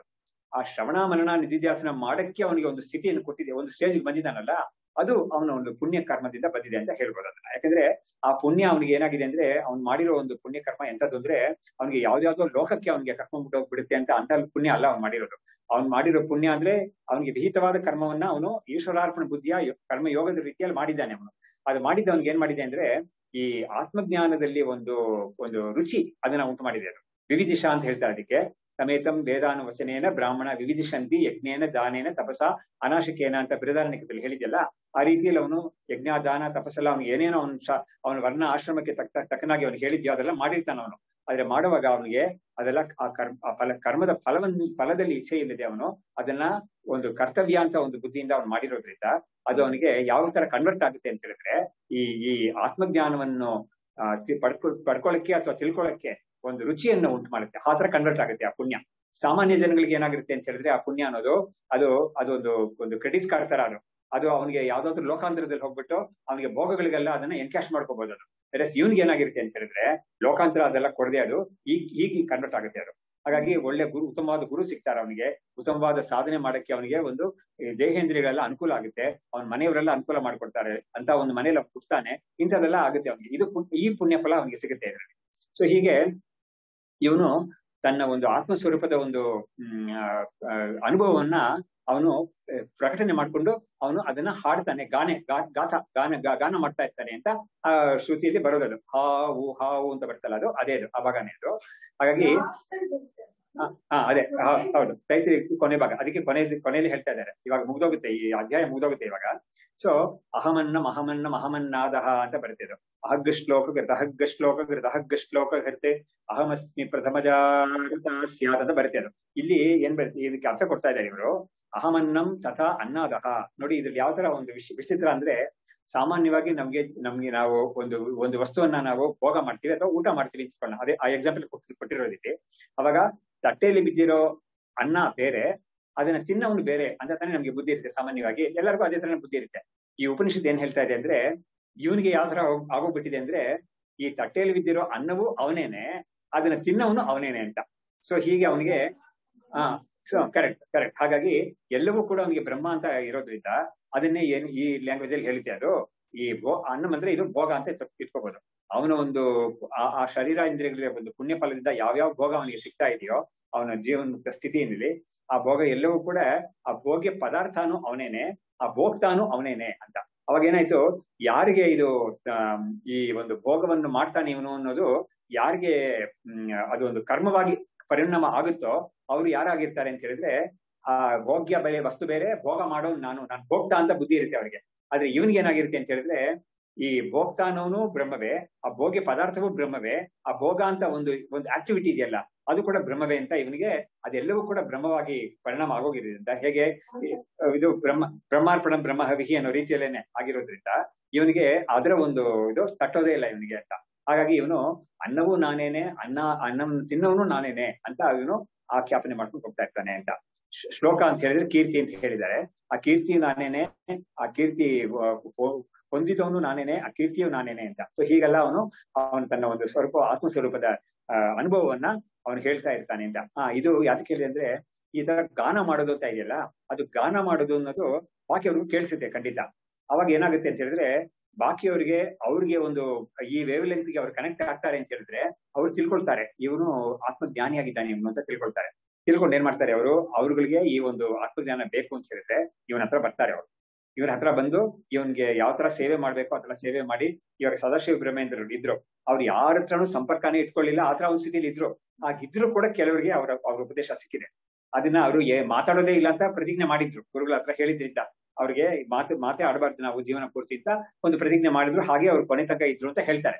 ಬಟ್ ಅವರು ಕೂಡ ಕೆಲವರಿಗೆ ಅವ್ರಿಗೆ ತುಂಬಾ ಇವ್ರ ಮೇಲೆ ಒಂದು ಭಕ್ತಿ ಇಟ್ಕೊಂಡು ಇವ್ರ ಮೇಲೆ ಇವ್ರಿಗೆ ಒಂದು ಸೇವೆ ಎಲ್ಲ ಮಾಡಿದವರಿಗೆ ಆ ಕಾವೇರಿ ಇದರಲ್ಲಿ ತೀರದಲ್ಲಿ ಮರಳು ಇರ್ತಲ್ಲ, ಆ ಮರಳಲ್ಲಿ ಬರೆದು ತೋರಿಸಿದ್ದಾರೆ. ಕೆಲವೆಲ್ಲ ಕೈಯಲ್ಲಿ ಬರೆದು ಅದ್ರ ಮೇಲೆ ತೋರಿಸಿದ್ದಾರೆ. ಈ ತರ ರಮಣ ಮಹರ್ಷಿ ಕೂಡ ಮಾಡಿದ್ದಾರೆ. ಈ ತರ ಅವ್ರ ತಾಯಿ ಬಂದು ಇವ್ರನ್ನ ಹುಡ್ಕೊಂಡ್ ಬಂದ್ರಲ್ಲ, ಇವರು ಅಲ್ಲಿಂದ ಊರಿಂದ ಬಂದ್ಬಿಟ್ರಿ. ಇವರು ತಿರುವಣ್ಣಾಮಲೆಗೆ ಬಂದ್ಬಿಟ್ರಿ. ಇವರು ಬಂದು ಇಲ್ಲೇ ನೆಲೆಸ್ಬಿಟ್ರು. ಆಮೇಲೆ ಅವರೆಲ್ಲ ಹುಡುಕಾಡಿ ಕೊನೆಯಲ್ಲಿ ಅವ್ರು ಇಲ್ಲಿದ್ದಾರೆ ಅಂತ ಗೊತ್ತಾಗಿ ಅವ್ರ ತಾಯಿ ಇಲ್ಲಿ ಬಂದ್ಬಿಟ್ಟು ಇವ್ರನ್ನ ಬಾ ನೀನು ಮನೆಗ್ ಬಂದ್ಬಿಡು ನೀನು ಅಂತೆಲ್ಲ ಕೇಳಿದಾಗ ಇವ್ರು ಮಾತೇ ಆಡ್ಲಿಲ್ಲ. ಅವ್ರು ಮರಳಲ್ಲಿ ಮಾತ್ರ ಬರೆದು ತೋರಿಸ್ಬಿಟ್ಟು ಏನ್ ಬರೆದ್ರು ಅಂತ ಇವರು ಇವಾಗ ಜ್ಞಾಪಕ ಮಾಡ್ಕೊಂಡು ಅವರೇ ಲೇಟರ್ ಆನ್ ಹೇಳಿದ್ದಾರೆ. ಅದು ಯಾವ್ದು ನಡಿಬೇಕೋ ಅದು ನಡೆದೇ ನಡೆಯುತ್ತೆ, ಅದನ್ನ ಯಾರು ಇಲ್ಲ ಅಂತ ಮಾಡಕ್ ಆಗೋದೇ ಇಲ್ಲ. ಯಾವ್ದು ನಡಿಬಾರ್ದು ಅದು ಏನೇ ಮಾಡಿದ್ರು ಕೂಡ ಅದು ನಡೆಯೋದೇ ಇಲ್ಲ ಅಂತ ಹೇಳ್ಬಿಟ್ಟು ಈ ಒಂದು ಎರಡು ವಾಕ್ಯಗಳು ಅವರಲ್ಲಿ ಬರೆದು ತೋರಿಸಿದ್ರು ತಾಯಿಗೆ ಅಂತ ಅವರು ಹೇಳಿದ್ದಾರೆ. ಸೊ ಹೀಗಾಗಿ ಇವ್ನು ನೋಡಿ, ಈ ತರ ಇವನು ಈ ಸ್ಥಿತಿಗೆ ಬಂದಿದ್ದಾನೆ ಅಂತ ಗೊತ್ತಾಗಿದ್ರೆ, ಯಾಕೆ ಗೊತ್ತಾಗ್ತಾ ಇದೆ, ಇವನಿಗೆ ಹೇಳ್ಕೊಳ್ತಾನ, ಇವನಿಗೆ 4 ಜನ ಬರ್ಲಿ ನಮ್ಮ ಹತ್ರಕ್ಕೆ ಅಂತ ಅಂದ್ರೆ ಇವನಿಗೆ ಆತರ ಏನಿಲ್ವೇ ಇಲ್ಲ. ಆದ್ರೆ ಯಾವ ಜನ ಆ ಸಮಯದಲ್ಲಿ ಇದ್ದಿದ್ದಾರೋ ಅವನ ಸುತ್ತಮುತ್ತ ಇವನ್ ವಿಷಯ ಕಿವಿಗೆ ಬೀಳೋರು, ಅವ್ರಿಗೆ ಒಂದು ಪುಣ್ಯ ಇದೆ. ಅವ್ರಿಗೆ ಒಂದು ಪ್ರಾರಬ್ಧ ಕರ್ಮ ಅಷ್ಟು ಚೆನ್ನಾಗಿರೋದ್ರಿಂದ ಅವ್ರಿಗೆ ಅಂತ ಒಂದು ವ್ಯಕ್ತಿ ಅವ್ರಿಗೆ ಸಿಕ್ಕಿದಾಗ ಅವ್ರು ಏನ್ ಮಾಡ್ತಾರೆ, ಅವ್ರ ಹತ್ರ ಹೋಗ್ತಾರೆ. ಅವ್ರ ಹತ್ರ ಹೋಗಿ ಅವ್ರು ತಿಳ್ಕೊಳ್ಳೋದೆಲ್ಲ ಮಾಡ್ತಾರೆ.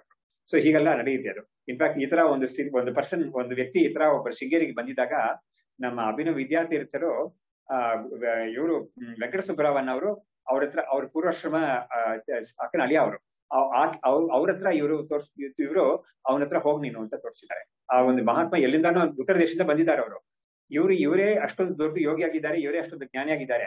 ಆದ್ರೆ ಈ ವ್ಯಕ್ತಿಗೆ ಅವ್ರ ಹತ್ರ ಇಂದಾನೆ ಇವರಿಗೆ ಒಂದು ಮಾರ್ಗದರ್ಶನ ಸಿಗಬೇಕು ಅಂತ ಒಂದು ಇದೆ. ಅವ್ರು ಕಂಡುಕೊಂಡು ನೀನ್ ಅವ್ರ ಹತ್ರ ಹೋಗು ಅಂತ ಹೇಳ್ಬಿಟ್ಟು ಅವ್ರ ಹತ್ರ ಕಳ್ಸಿದ್ವಿ ಅವ್ರನ್ನ.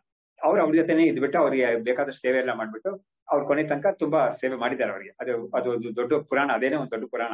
ಬಟ್ ಏನಂತ ಯಾರಕ್ಕೆ ಹೇಳಿದ್ರೆ, ಇವನು ಈ ತರ ಒಂದು ತನ್ನ ಆತ್ಮಜ್ಞಾನವನ್ನು ಖ್ಯಾಪನೆ ಮಾಡ್ಕೊಂಡ ಅಂದ್ರೆ ಅದ್ರ ಬಗ್ಗೆ ಹೇಳ್ಕೊಂಡ ಅಂತ ಹೇಳಿದ್ರೆ ಅದು ಬಾಕಿ ಅವ್ರ ಪುಣ್ಯವಶದಿಂದ ಅವ್ನು ಹೇಳ್ಕೊಳ್ತಾನೆ ಅಂತ ಅಷ್ಟೇನೆ. ಅವ್ರ ಪುಣ್ಯ ಏನ್ ಮಾಡಿದೆ, ಇವನ್ನ ಆತರ ಹೇಳ್ಕೊಳತ್ರ ಮಾಡಿದೆ ಅಂತ ನಾವು ಹೇಳ್ಬೇಕಾಗಿದೆ. ಅವ್ರಿಗೆ ಸಿಗುತ್ತೆ, ಅದು ಇವನಿಂದ ಒಂದು ಮಾರ್ಗದರ್ಶನ ಸಿಗುತ್ತೆ ಅವ್ರಿಗೆ ಅಂತ ಅದೆಲ್ಲ ನಾವು ಜೊತೆಗೆ ಸೇರ್ಸ್ಕೊಂಡು ಹೇಳ್ಬೇಕು. ಅವಾಗ್ಲೇನೆ ಇದಕ್ಕೆ ಇಲ್ಲಿವರೆ ಇವನು ಅನೌನ್ಸ್ ಮಾಡ್ಕೊಳ್ತಾ ಇದ್ದಾನೆ, ಡಂಗೂರ ಬಾರಿಸ್ತಾ ಇದ್ದಾನೆ ಇವನು ಅಂತೆಲ್ಲ ಹೇಳ್ಬೋದು ಯಾರಾದ್ರೂ. ಆದ್ರೆ ಅದಕ್ಕೆಲ್ಲ ಅವಕಾಶನೇ ಇಲ್ವೇ ಇಲ್ಲ ಆತ್ಮಜ್ಞಾನಿ ವಿಷಯದಲ್ಲಿ. ಹಾಗಾಗಿ ಸಾಮಾನ್ಯವಾಗಿ ಕೆಲವರೆಲ್ಲ ಉಪಾಸಕರು ಅವ್ರು ಅಡ್ವರ್ಟೈಸ್ಮೆಂಟ್ ಮಾಡ್ಕೊಳ್ತಾರೆ, ಒಂದು ಪ್ರಶ್ನೆಗೆ ಇಷ್ಟು ರೂಪಾಯಿ ಅಂತೆಲ್ಲ ಕೇಳ್ತಾರೆ, ಇದೆಲ್ಲ ಮಾಡ್ತಾರೆ. ಬಟ್ ಅದೆಲ್ಲ ನಮ್ಮ ಶಾಸ್ತ್ರದಲ್ಲಿ ಅದೆಲ್ಲ ನಿಷೇಧ ಮಾಡಿದ್ದಾರೆ, ಒಪ್ಕೊಳ್ಳೋದೇ ಇಲ್ಲ ಅದೆಲ್ಲ. ನಿನಗೆ ನಿಜವಾಗ್ಲೂ ಉಪಾಸನೆ ಮಾಡಿ ನಿನ್ನಿಂದ ಏನಾದ್ರು ಜನಗಳಿಗೆ ಉಪಯೋಗ ಆಗುತ್ತೆ ಅಂತ ಹೇಳಿದ್ರೆ ಈ ತರ ಎಲ್ಲ ಒಂದು ವ್ಯಾಪಾರ ಅದೆಲ್ಲ ಸರಿಯಾಗಿ ಅದನ್ನ ಒಪ್ಪೋದೇ ಇಲ್ಲ ಶಾಸ್ತ್ರದ ಸಂಪ್ರದಾಯದಲ್ಲಿ. ಏನಿವೆ ಅದು ಬೇರೆ ವಿಷಯ ಅದು. ಸೊ ಇದು ಸರ್ವಾತ್ಮತಾಂ ಗಾಯನ್ ಜೀವನ್ಮುಕ್ತ ಇತಿ ಈರ್ಯತೆ. ಈ ತರ ಅವನು ಯಾರಿರ್ತಾನೋ ಅವನ್ನ ಜೀವನ್ಮುಕ್ತ ಅಂತ ಶಾಸ್ತ್ರ ಕರೆಯುತ್ತೆ ಅಂತ ಹೇಳಿದ್ರು. ಇದಾದ್ಮೇಲೆ